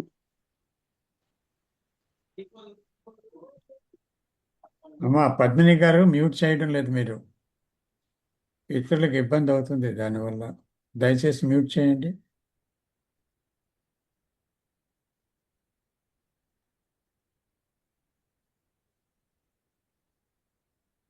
చెప్పండి అమ్మ. హలో సార్, చాలా వరకు అబ్జర్వ్ చేసుకుంటున్నాను సార్, కానీ ఉమ్. మళ్ళా సెల్ఫ్ ఇదైపోతుంది సార్. ఎప్పుడంటే ఫ్యామిలీ విషయాల్లోనూ, మళ్ళా పిల్లల విషయాల్లోనూ, మళ్ళా ఫైనాన్షియల్ ఇష్యూస్ వచ్చినప్పుడు, అంటే అప్పుడు మళ్ళీ నేను ఇన్వాల్వ్ అయ్యి నేను ఏదో చెప్పేస్తా ఉంటాను సార్. తర్వాత మళ్ళీ అనుకుంటా నేను ఎందుకు ఇన్వాల్వ్ అవుతున్నాను. ఆ, ఉమ్. మళ్ళీ మా పాప మ్యారేజ్ విషయంలోనూ ఇలాంటి అబ్బాయి కావాలి, అలాంటి అబ్బాయి కావాలి, ఈ బ్యాడ్ హ్యాబిట్స్ ఉండకూడదు, అవి ఉండకూడదు అని నేను ఎందుకో ఎక్కువ ఇది వచ్చేస్తుంది సార్ అలాంటప్పుడు. ఆ విషయంలో నేను ఎలా ఆలోచించాలనేది నాకు ఎప్పుడూ డౌట్ గానే ఉంటుంది సార్. ఇంకోటి సార్, ఎవరైనా కష్టాల్లో ఉన్నప్పుడు నాకు ఏమైనా చెప్తే వాళ్ళకి వెంటనే హెల్ప్ చేసేయాలని ఎక్కువ ఆతృతతో ఉంటాను సార్. నా వల్ల అవ్వకపోతే ఇంకా వేరే వాళ్ళని కూడా అడుగుతాను సార్. అది మాత్రం అసలు తగ్గట్లేదు సార్. అనుకుంటున్నాను ఇలా ఉండకూడదని, కానీ మళ్ళీ అదే దాంట్లో వెళ్ళిపోతుంది సార్. దానివల్ల ఏ- సంఘటన ఎక్కువైపోతుంది సార్ నాకు. ఉమ్. మీరు ఎక్కడి నుంచి అమ్మా మాట్లాడుతున్నారు? నేను వైజాగ్ సార్. వైజాగ్. అవును సార్.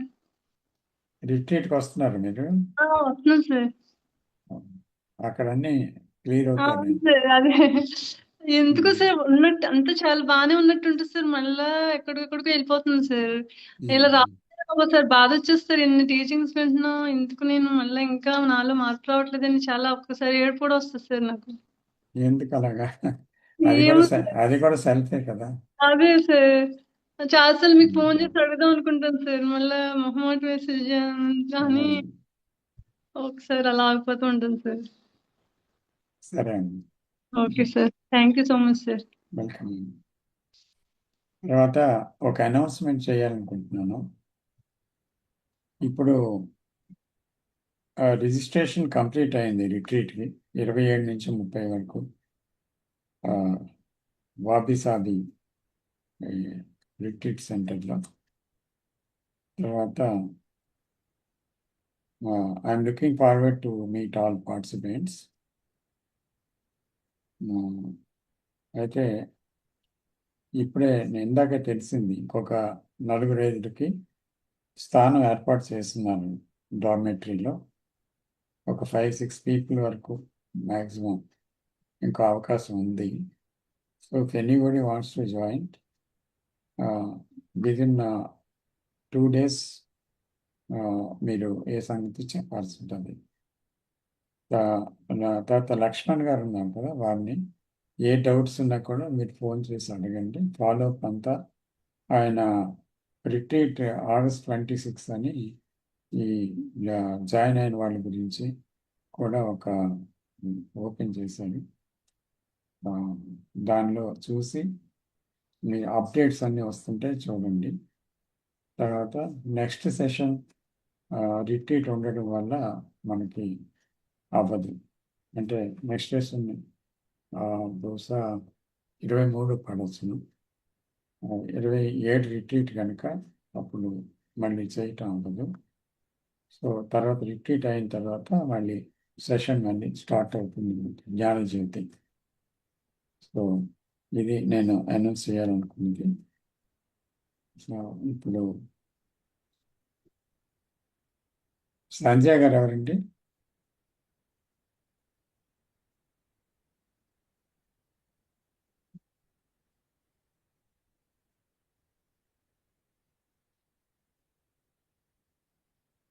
దీప్తి గారు మాట్లాడతారా?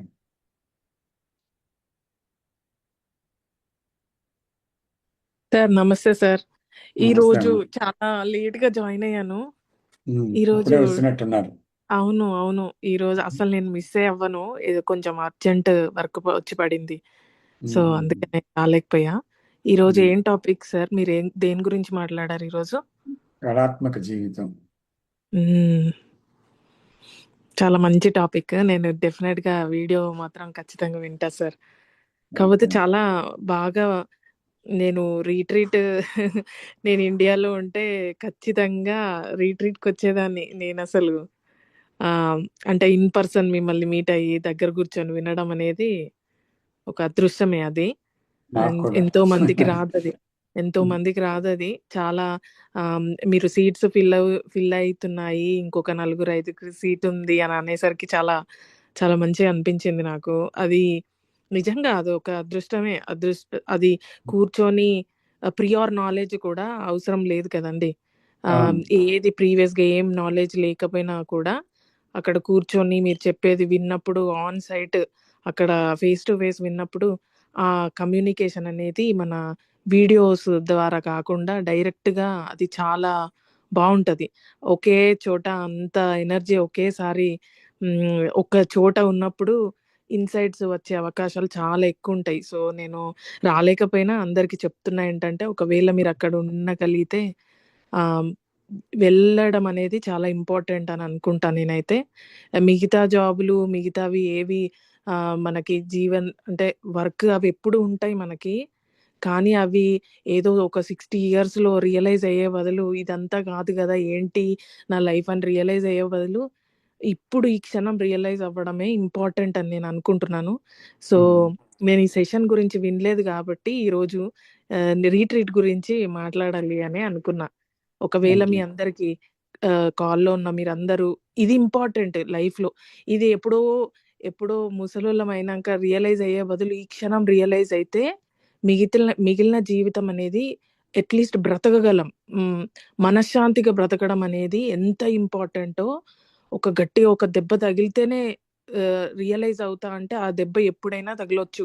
హెల్త్ పరంగా కానీ 70 ఇయర్స్‌లో హెల్త్ పాడైపోయి అరే ఏంటి నాకు ఇలా అయిపోయిందని అప్పుడు సఫర్ అవ్వడం కన్నా మనసు ఈ క్షణం ఇప్పుడు తెలుసుకుంటే ఒకవేళ హెల్త్ పాడైనా ఇంకేదన్నా పెద్ద విషయం వచ్చి లైఫ్‌లో పడ్డా అప్పుడు మనము చాలా ప్రశాంతంగా అందులో నుంచి రిజల్యూషన్ ఎతుక్కునే అవకాశాలు ఉంటాయి. ఇది మనకు స్కూల్లో టీచ్ చేయరు. ఇది నేను కష్టాలు భరిస్తేనే తెలుసుకుంటాను అనంటే ఎంతో మంది కష్టాలను భరిస్తున్నాము జీవితంలో. కానీ అర్థం అవ్వట్లేదు ఎవరికి. నాకే ఎందుకు ఇన్ని కష్టాల్లోనే ఆగిపోతున్నారు. కాబట్టి ఈ కాల్‌లో మనము వచ్చి వింటున్నామంటే ఎంతో అదృష్టం ఉంటది. మనకి రాతలో ఉంది. అందుకనే వచ్చాము. ఇది ఇంకొక స్టెప్ ముందుకెళ్ళి మీరందరూ నేర్చుకోగలిగితే, ఎందుకంటే ఈ కాల్స్, వీడియోస్ వలన మనకి హెల్ప్ అవుతది. కానీ ఆ డైరెక్ట్‌గా ఇంటెన్సిటీ అనేది తొందరగా రావాలంటే మాత్రం రిట్రీట్‌కెళ్తే ఫేస్ టు ఫేస్ సార్ పక్కన కూర్చుంటారు కాబట్టి ఆ ఎనర్జీ చాలా డిఫరెంట్ ఉంటది. సో, నేను కోరుకునేదేంటంటే నేను డెఫినిట్‌గా జాయిన్ అయ్యేదాన్ని, వచ్చేదాన్ని. కాకపోతే అక్కడ మీరున్నారు ఒక అదృష్టము అని అనుకోని మీరెళ్ళండి. ఒక్కసారి చూడండి. ఖచ్చితంగా ఇన్‌సైట్ ఒస్తది. 100% రాకపోయినా 70, 60% వచ్చినా ఆ 40% మీరు ఇంటికెళ్ళాక ఆలోచిస్తారు గదా! అక్కడ ఏం జరిగింది అని. అక్కడి నుంచి స్టార్ట్ అవుతది జర్నీ. సో, నేనదొక్కటే కోరుకుంటానండి. ఈ అడ్వాంటేజ్ తీసుకోండి దీన్ని అని. చాలా ముఖ్యం ఇది లైఫ్‌లో. అన్నిటికన్నా ఎక్కువ ముఖ్యమైనదిది. అంతే సార్. Thank you. అవును దీప్తి గారు, థ్యాంక్ యూ. ఒక విషయం యాడ్ చేస్తున్నాను. ఏమంటే ఇప్పుడు రిట్రీట్లో ముఖ్యంగా 3-4 రోజులు అదే విషయం మీద ఉంటాం కనుక ఉదయం నుంచి రాత్రి వరకు, మళ్ళీ రాత్రి కూడా, మళ్ళీ తెల్లవారేసరికి అదే. అందువల్ల అవగాహన బాగా పెరుగుతుంది దాని మీద. తర్వాత ఇంకా అక్కడ ఫ్యామిలీ బాధ్యతలు, మరి ఇంట్లో ఉండే విషయాలు ఇవేవి ఉండవు కనుక కేవలం అదే టీచింగ్ వినడం, దాని గురించి పరిశోధన చేయడం, దాని గురించి ప్రశ్నించడం, దాని గురించి డైలాగ్ చేయడం, అవగాహన పరుచుకోవడం, ఇదే పరిశ్రమలో ఉంటాం కనుక ఏదైనా జరగచ్చు అక్కడ. అక్కడే జరిగిపోవచ్చు కూడా 100% కూడా. అందువల్ల అది మంచి అవకాశం ప్రతి ఒక్కరికి. అలా జరిగిన వాళ్ళు కొంతమంది ఉన్నారు ఇక్కడ. సో కాబట్టి ప్రతి రిట్రీట్ ఒక న్యూ హైలైట్. అది కొత్తగా ఉంటుంది. ఒక రిట్రీట్లో చేసినట్టు మరొక రిట్రీట్లో చేయడం జరగదు. ఎందుకంటే అక్కడ చేసేది ఎవరు కాదు, intelligence. Nobody is there. That intelligence takes over. అందువల్ల అది చిత్రంగా విచిత్రంగా దాని పద్ధతిలో అది సాగుతుంది. దానికి ఒక పద్ధతి కూడా లేదు. పద్ధతి అనుకోకు, అది ఎలా వెళ్ళాలో అలా వెళ్తుంది అంతే. అక్కడ ఉండే ప్రజల్ని బట్టి, అక్కడ వచ్చే పార్టిసిపెంట్స్ బట్టి it will take its own way అంతే. Nobody its directing that intelligence and that one cannot. అందువల్ల అదొకటిని. తర్వాత ఏ వీడియోస్ వల్ల, ఇందాక దీప్తి గారు చెప్పినట్టు పుస్తకాల వల్ల, లేదా అంటే మనం గంట కూర్చొని ఇక్కడ మనం డిస్కస్ చేయటం వల్ల వచ్చేదానికన్నా ఎన్నో రెట్లుగా అక్కడ మనకి లోపలికి వెళ్తుంది టీచింగ్ అన్నమాట. సో ద సీడ్, ఆ విత్తనం అక్కడ పడుతుంది. నేను అనేది ఏంటి, ఆ విత్తనం అంటే సరైన భూమిలో, సరైన వాతావరణంలో ఒక ఆరోగ్యకరమైన ఒక బలమైన విత్తనం పడింది అంటే అది తప్పకుండా నాటుతుంది, మొక్క అవుతుంది, మహావృక్షం అవుతుంది అన్నమాట. అందువల్ల అది ఇలాంటి అవకాశం అంటే మనం దేనికోసం వచ్చాము ఈ భూలోకానికి, ఎందుకు వచ్చాము ఇక్కడికి, ఎత్తుది. So to find out what love is, that is the only reason. To find out what God is, what that intelligence is, what that creation is. ఇలా మనం తెలుసుకోవడానికి వచ్చాం. అది తెలుసుకోకుండా వెళ్ళిపోవడం వల్ల మన మన పుట్టుక, మన చావు నిరర్థకం కదా.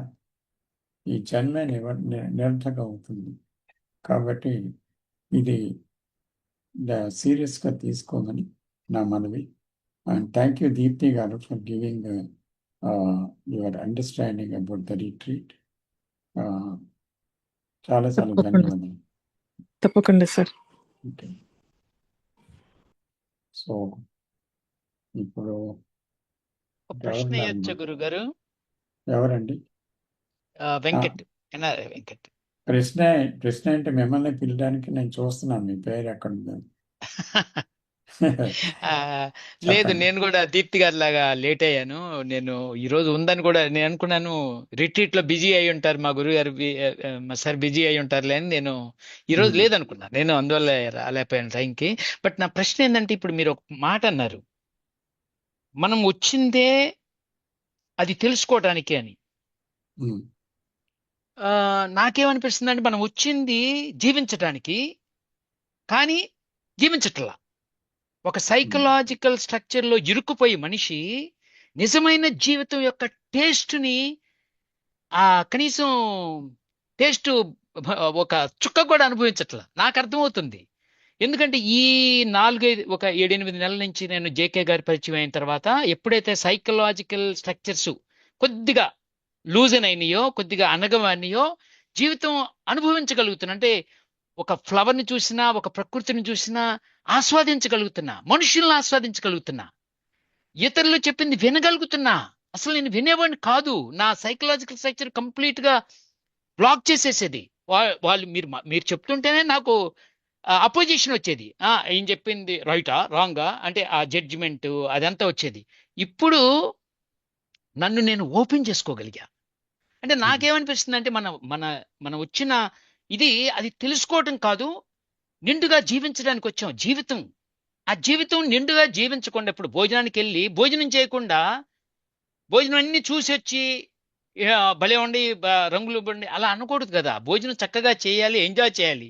అలాగనే మనం ఇక్కడికి వచ్చింది జీవితాన్ని అనుభవించడానికి. ఆ అనుభవం అనుభవించకుండా వెళ్ళేటప్పుడు, అందుకనే ఎక్కడో చదివాను సార్, మాక్సిమం అంటే సద్గురు చెప్పినట్టున్నారు, చనిపోయేటప్పుడు చాలా మంది ఒక రకమైన అరే జీవితం అయిపోయింది అన్నది, అరే జీవితం నేను ఏమనుభవించాను, ఏమి అనుభవించలేదు అనే ఒక నిరాశ, నిస్పృహ దాంతో వెళ్ళిపోతారు అనేది సైంటిఫిక్ స్టాటిస్టిక్ చెప్తున్నాయి. కారణం ఏంటంటే సైకలాజికల్ స్ట్రక్చర్లో ఇరుక్కున్న మనిషి నిజమైన జీవితాన్ని టేస్ట్ చేయట్లేదు. నాకు తెలిసి మీరు చెప్పే జ్ఞానం నాకు అర్థమవుతుంది ఏంటంటే ఇది మన జీవితాన్ని నిజంగా అనుభవించడానికి వచ్చాము, అది అనుభవిస్తామని అర్థమవుతుంది. తెలుసుకోవడం కాదని నా ఉద్దేశం, తెలుసుకోవడం కాదు, అనుభవించటం అని.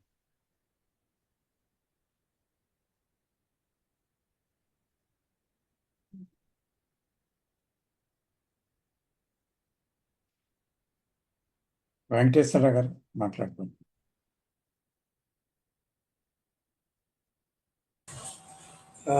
సార్, యాక్చువల్గా నేనే మాట్లాడాలనుకోలేదు, కానీ ఇప్పుడు వెంకట్ గారు చెప్పారు కదా, జీవితం అనేది తెలుసుకోవడం కాదు అనుభవించడం అనేటువంటిది. అనుభవించడం అంటే అక్కడ కొంత క్లారిటీ మిస్ అవుతుందని నాకు అర్థమవుతుంది, అనిపిస్తుందండి. ఏంటి అనుభవించాలి, దేన్ని అనుభవించాలి, ఎవరు అనుభవించాలి, అక్కడ కొంచెం క్లారిటీ మిస్. అంటే ఆయన చెప్పిన దాంట్లో మీనింగ్ అయితే ఉంది, అది తప్ప నేను అంటలేదు, కానీ కొంచెం క్లారిటీ మిస్ అయిందేమో అనిపిస్తుంది. కొంచెం దయచేసి ఆయన కొంచెం క్లారిటీ ఇస్తే బాగుంటుందేమో. అంటే అనుభవించడం అంటే నా ఉద్దేశం, నేను నాది కింద పడిపోయినప్పుడు సమస్త విశ్వం కూడా నేను చూడగలుగుతా. ఇప్పుడు ఒక పిక్నిక్ వెళ్ళిపోయి అరే ఇంట్లో తాళం మర్చిపోయాను అలా అనుకుంటే ఆ పిక్నిక్ లో మనం ఎంజాయ్ చేయం కదా. అలాగనే విశ్వంలో భాగమైన నేను నాది అనే గోడలు కట్టుకొని చిన్న గదిలో కీ హోల్ ద్వారా చూశాను అనుకోండి విశ్వాన్ని. అప్పుడు ఎలాగ లిమిటెడ్ ఎక్స్పీరియన్సే వచ్చింది నాకు. అదే నేను నాది పడిపోతే నాకు ఈవెన్ సపోజ్ వెంకటేశ్వరరావు గారికి ఏదైనా చిన్న నొప్పి తగిలా నా హృదయానికి హత్తుకుంటది. లేకపోతే ఈ ప్రపంచంలో ఎక్కడ ఏ ప్రాణి ఒక అంటే బాధలే కాదు, సుఖాలు సంతోషాలు అన్నీ కూడా నాలో భాగమవుతాయి. అంటే నేను ఎలా చెప్పాలో తెలియట్లేదు. అంటే ప్రకృతిలో కానీ విశ్వంలో కానీ అనంత విశ్వాన్ని నేను చూడగలుగుతాను, దాన్ని ఆస్వాదించగలుగుతా. ఇప్పుడు నిన్న జేకే గారి మాకు విజయవాడ సెషన్లో అండి ఒక బ్యూటిఫుల్ సీనిక్ వ్యూని డిస్క్రైబ్ చేస్తున్నారు జేకే గారు. ఆయన దగ్గరికి వచ్చిన ఒక వ్యక్తి, ఆయన జేకే గారు అంటారు, ఆయన 25 సంవత్సరాల నుంచి అంటే మన కన్వర్జేషన్స్ దీంట్లో ఐ అనే చాప్టర్లో అండి జరిగింది. సో ఆయన 25 సంవత్సరాల నుంచి రోజుకి 2 గంటలు మార్నింగ్ 2 గంటలు ఈవినింగ్ ధ్యానం చేశాను నేను అని వచ్చి ఆయన చరిత్రంతా చెప్తున్నాడు. కానీ జేకే గారు ఎక్స్ప్లెయిన్ చేస్తూ ఒక బ్యూటిఫుల్ సీనిక్ చేస్తూ ఇంత బ్యూటీ ఇంత ఉంటే ఆయన మాత్రం తన ఆలోచనలో ఇరుక్కున్నాడు, దాన్ని ఎంజాయ్ చేయట్లేదు. అలా జరుగుతుంది ఈ ప్రపంచానికి. ప్రపంచం బ్యూటీని గ్రహించట్లా. ఈ జీవితం ఎంత వరమో తెలియట్లేదు, ఎంత గొప్ప అవకాశమో తెలియట్లా. వాడు ఏ కాడికి నేను నాదులు ఇరుక్కుపోయి ఆ గదిలోనే కూరుకుపోయి కుమిలిపోతున్నాడు. అది పోయినప్పుడు, అది అణిగినప్పుడు, నేను నాది అణిగినప్పుడు నాకు సమస్తం ఒక ఒక విహంగం లాగా, అంటే పక్షిలాగా ఎగరగలుగుతాను. అది నేను అనేది. అంటే ఎక్కువ జీవితాన్ని చూడగల, ఇది ఏమి తప్పు రైట్ అని నేను చెప్పట్లేదండి. అంటే నీ లైఫ్ ఎక్స్పీరియన్స్ ని ఎన్హాన్స్ చేసుకోమని, ఎఫెక్టివ్ గా జీవించమనేది నేను అనుకుంటున్నా. నాకు తెలుసుకోవడం అంటే, నాకు ఎందుకో తెలుసుకొని ఏం చేసుకోవాలి నేను? సపోజ్ తెలుసుకున్నానండి జీవితం గురించి, నాకేంటి ఉపయోగం ఏంటి? భగవంతుని గురించే తెలుసుకున్నాను సార్, ఏంటి ఉపయోగం నాకు? భగవంతుడిలాగా నేను అయినప్పుడు ఒక సమస్త మానవుని కాదు, సమస్త జీవరాశుల్లో ఒక ఐక్యమైనప్పుడు ఒక బ్యూటిఫుల్ ఫీలింగ్ ఉంటుంది. అది నాకు కావాలి, ఎక్స్పీరియన్స్ కావాలి. బేసికల్లీ నాకు తెలుసుకోవటం వద్దని నేను అనిపించింది. నాకు ఎక్కువ మాట్లాడినట్టున్నాను, క్షమించండి. ఇక్కడ కూడా ఒక సమస్య ఉన్నది సార్. ఎక్స్పీరియన్స్ అనేది, మీరు ఎక్స్పీరియన్స్ అయిన తర్వాత మీరు ఎక్కువ ఎక్స్పీరియన్స్ పెంచుకోవాలి అంటే దాని అర్థం ఏంటంటే you will accumulate your experiences అనమాట. అంటే పాస్ట్ అని మీరు అక్యుములేట్ చేసుకుంటున్నారు. అది కూడా మన జీవించే, అంటే మన జీవించడం అనే దానికి అది కూడా అడ్డంకేనండి. జీవించడం experience not a right word. Correct, I agree. Experience is not a right word. Correct, experience is not a right word.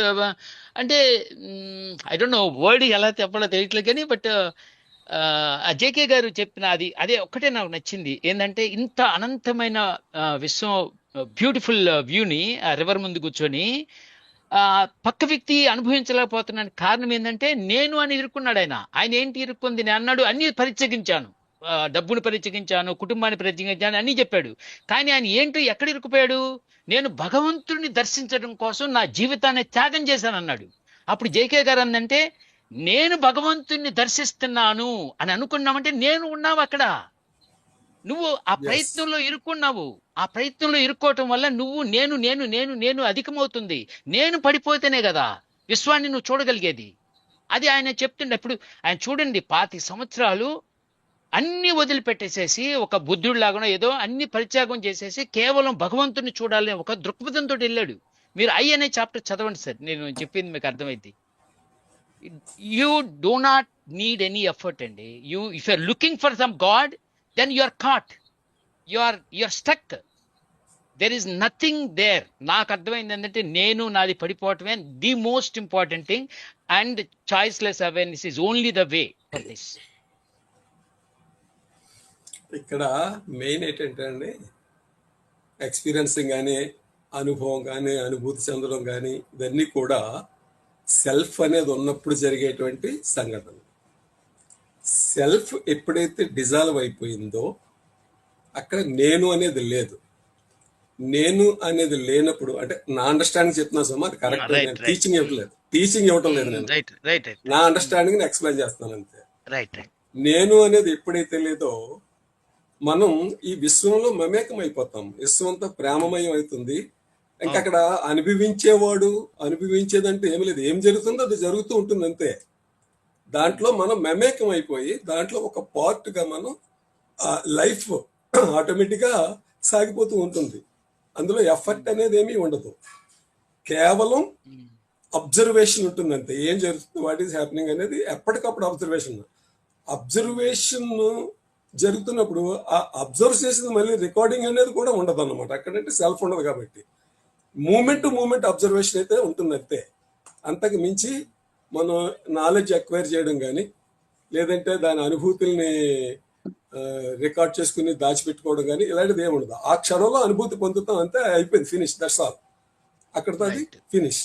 Life అనేది ఇట్స్ మూమెంట్ టు మూమెంట్ అని కృష్ణ చెప్తారు. ఏ మూమెంట్ ఆ మూమెంట్ లైఫ్ మారిపోతూ ఉంటుంది, ఇంకా అక్కడ ఏమీ ఉండదు, ఇంకేమి ఉండదు. సో ఇక్కడ మెయిన్ ఏంటంటే అండి, నేను అనేది ఎప్పుడైతే డిజాల్వ్ అయిందో ఈ విశ్వంలో మమేకం అయిపోతాం.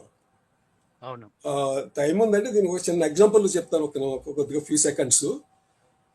అంటే రామకృష్ణ పరమహంస లైఫ్ హిస్టరీ చదివినప్పుడు ఒక చిన్న స్టోరీ నేను చదివాను. అదేంటంటే, ఉప్పుతో తయారు చేసినటువంటి ఒక బొమ్మ సముద్రం లోతు ఎంతో తెలుసుకుందామని సముద్రంలోకి జంప్ చేసింది. జంప్ చేసినప్పుడు దానికి సముద్రం లోతు తెలిసింది, కానీ ఆ సముద్రంలో అది కలిసిపోయింది. అవును ఇంకా నాకు ఇంత లోతుంది ఇది ఉందని చెప్పడానికి అదే లేదు. ఆ సముద్రంలో ఉమ్, మమేకం అయిపోయి ఉన్నదన్నమాట. సో ఉమ్. మన అంటే నేను అనేది ఎప్పుడైతే డిజాల్వ్ అయ్యిందో ఈ విశ్వంలో మమేకం అయిపోతాం. మనకు తెలుసు, but still it will not be there అన్నమాట. అది లేదు, తెలుసు అంతే. అది మూమెంట్ టు మూమెంట్ అంతే. సో ఇక్కడ నేను, మూమెంట్ నా టు మూమెంటే. అనుభూతులు, నా అనుభవాలు ఇవేమీ ఇంకా అక్కడ మిగలవండి. ఎప్పటికి moment to moment agree life అలా అగ్రి. ఇప్పుడు సాగిపోతుంది. జేకే గారి వర్డ్స్ మీనింగ్ ఏంటి? ఆ ఐ చాప్టర్ లో ఇంత అద్భుతమైన దృశ్యాన్ని తను ఆస్వాదించట్లేదు అని చెప్తాడు. ఇంత బ్యూటిఫుల్ సీనిక్ వ్యూని ఆయన అనుభవించట్లేదు అని అనటంలో మీనింగ్ ఏంటి? ఎందుకన్నాడు ఆ మాట?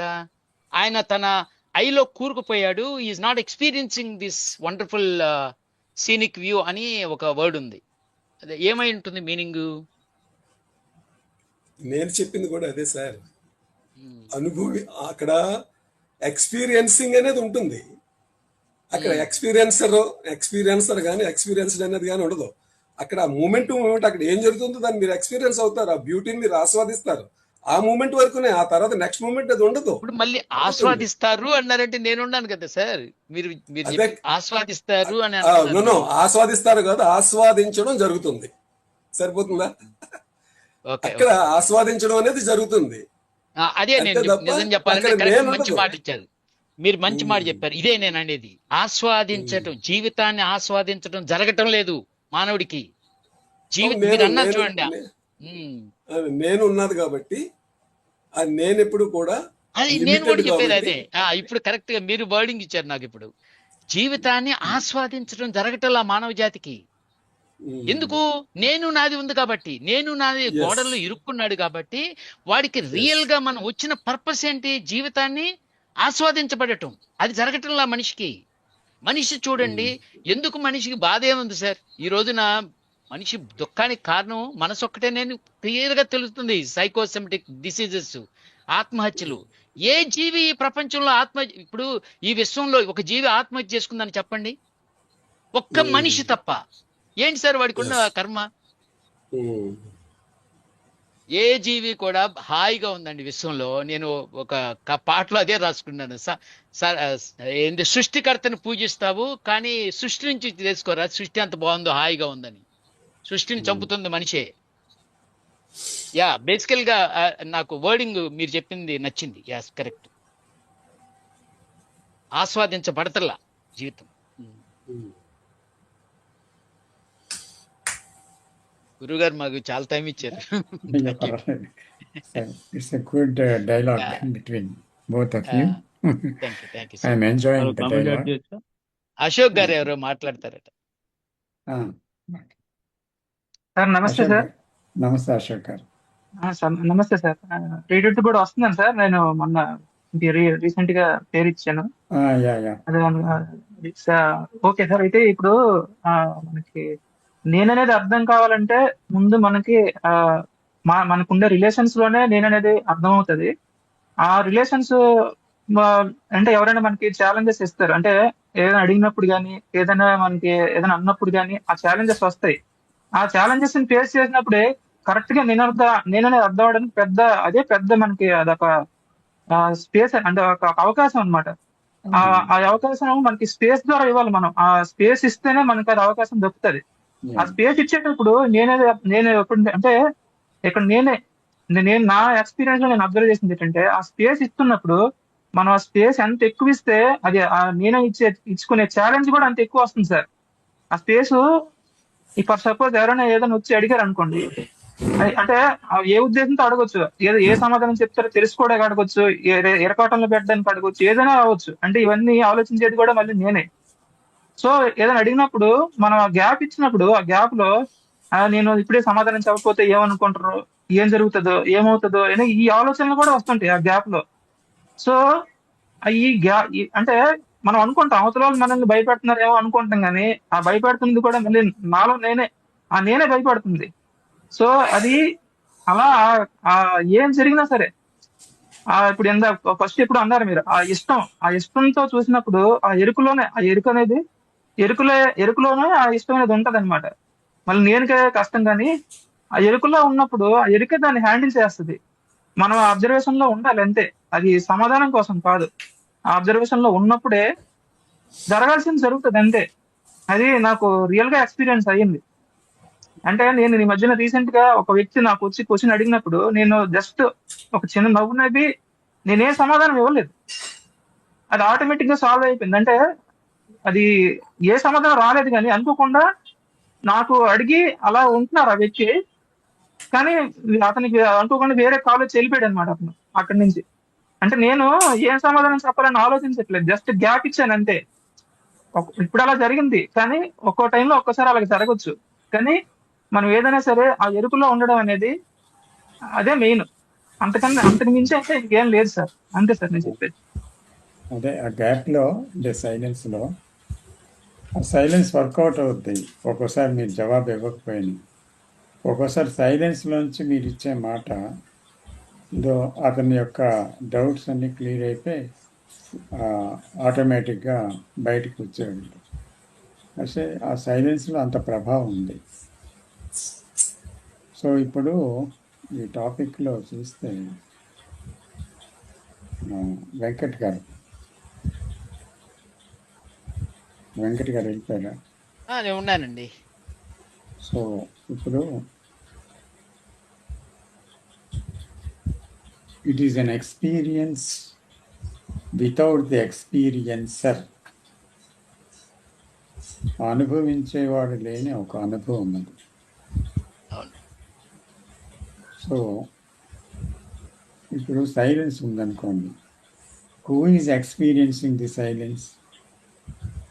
The silence is experiencing the silence.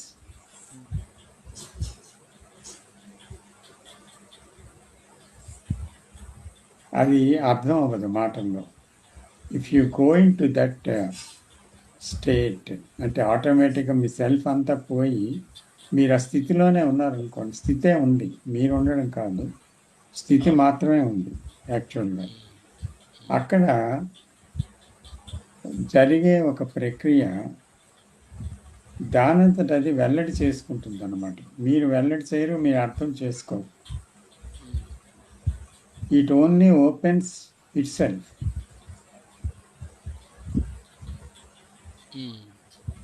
అర్థమైందా? Only opens itself. మనం ఎంతసేపు దాని గురించి మాట్లాడినా దానిలోని ఆ నిశ్శబ్దం అనేది కంప్లీట్గా అది తనకి తానుగా ఏర్పడి ఉన్నప్పుడు మాత్రం everything is very very clear అన్నమాట. కానీ మన హృదయం కంపించడం జరిగిద్దా? అంటే హృదయ స్పందన ఉంటుందా? లైక్ ఒక బ్యూటీ కానీ లేకపోతే ఒక అగ్లీనెస్ చూసినప్పుడు, లైక్ ఒక మనిషి రోడ్డు మీద యాక్సిడెంట్ అయ్యి కాలు గాయం జరిగి ఉంది, నాకు హృదయం ద్రవించదా? అది ఏంటంటే ఆ నిశ్శబ్దంలో స్పందించటం అనేది స్పందన. ఇప్పుడు డైలీ లైఫ్లో ఆ లవ్కి ఎలా స్పందించాలో తెలుసు, మీరు కాదు స్పందించేది అక్కడ. అవును అవును. అంటే నేను ఇలా చేయాలా అలా చేయాలని స్పందించడం కాదు. సో ఎందుకంటే ఆ స్పందనలో ఇమ్మీడియసీ ఉంటుంది. You don't know what you are going to do, but you do something అన్నమాట. You do something but you don't know, you don't think about it.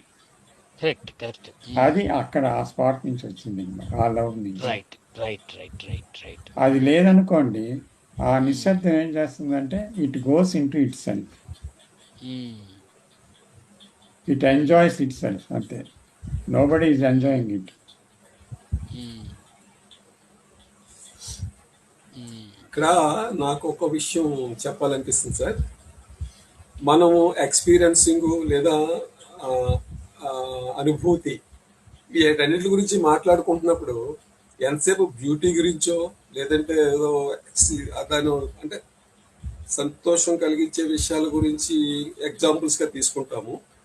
కానీ యాక్చువల్గా ఇంకా స్పందన అంటే ఎక్స్పీరియన్సింగ్ అనేది కేవలం బ్యూటీసే కదా. ఇప్పుడు మీరు చెప్పినట్టు ఎవరో ఒకరు కాలు సపోజ్ యాక్సిడెంట్ అయ్యి గాయం అయింది అనుకోండి, అక్కడ కూడా ఆ మూమెంట్ లో స్పందన ఉంటుంది, దానికి రిలేటెడ్ స్పందన ఉంటుంది అనమాట. స్పందన అనేది ఒకేలాగా ఉండదు, సిచ్యువేషన్ బట్టి స్పందన ఉంటుంది. అది ఒక్కొక్కసారి బ్యాడ్కి సంబంధించింది అయి ఉండొచ్చు, ఓసారి మంచి అయి ఉండొచ్చు, రకరకాలుగా ఉంటుంది, ఒకేలాగా ఎప్పుడు ఉండదు. అవునవును. ఇవన్నీ ఎక్స్పీరియన్సింగే ఇక్కడ కృష్ణాజీ చెప్పింది అన్నమాట. ఇవన్నీ ఎక్స్పీరియన్సింగ్ అవుతూ ఉంటాయి అంతే, ఆటోమేటిక్గా time to time, moment to moment. ఆ మూమెంట్ లో ఏ ఇన్సిడెంట్ జరిగిందో దానికి అనుగుణంగా స్పందన జరిగిపోతూ ఉంటుంది. అందుచేత ఇవన్నీ అందులోకే వస్తాయి. మళ్ళీ బ్యాడ్ ఇష్యూస్ అంటే ఒక యాక్సిడెంటో లేదంటే ఒక ఎవరైనా సఫరింగ్ ని చూసినప్పుడు సఫర్ అవడం కూడా అది కూడా పార్ట్ ఆఫ్ దట్ వన్ అన్నమాట, సేమే, రైట్ రైట్ మళ్ళీ సెపరేట్ గా. అర్థమవుతుంది. సో మనం మాట్లాడుతున్నది ఇంకా లోతైన విషయం. అదేంటంటే ఇప్పుడు ఒక సంఘ సేవకుడు ఒకలాగా స్పందిస్తాడు, తప్పకుండా మంచి చేస్తాడు. తర్వాత ఒక సున్నిత హృదయుడు ఒకలా స్పందిస్తాడు. ఎలాగంటే ఒక ఓల్డ్ ఏజ్ హోమ్లోనో దేంట్లోనో ఉన్నాడు అనుకోండి, అతను ఎలా స్పందించాలో స్పందిస్తాడు. తర్వాత ఒకరు సేవాభావంలో అంకితం అయిపోయారు, వాళ్ళు ఒకలాగా స్పందిస్తారు. సో ఇలా ఒక ఆర్గనైజేషను ఇలాంటిది ఒకటి పెట్టారనుకోండి, వాళ్ళందరూ కూడా స్పందిస్తారు. సో గుడ్ థింగ్, నేను కాదంటుంది. కానీ ఎవరైతే ప్రేమే తానైపోయారో, సైలెన్సే తానైపోయారో, అప్పుడు యాక్షన్ ఎక్కడి నుంచి వస్తుంది అంటే ఆ స్పందనకి అతని నుంచి రాదు, అతని నుంచి రాదు. అది నేను చెప్తున్నాను. So the love will take care of it. అందుకే it is spontaneous and he himself do not know, ఆ పర్సన్ కూడా ఏం చేయబోతాడని. That I want to point out here again and again.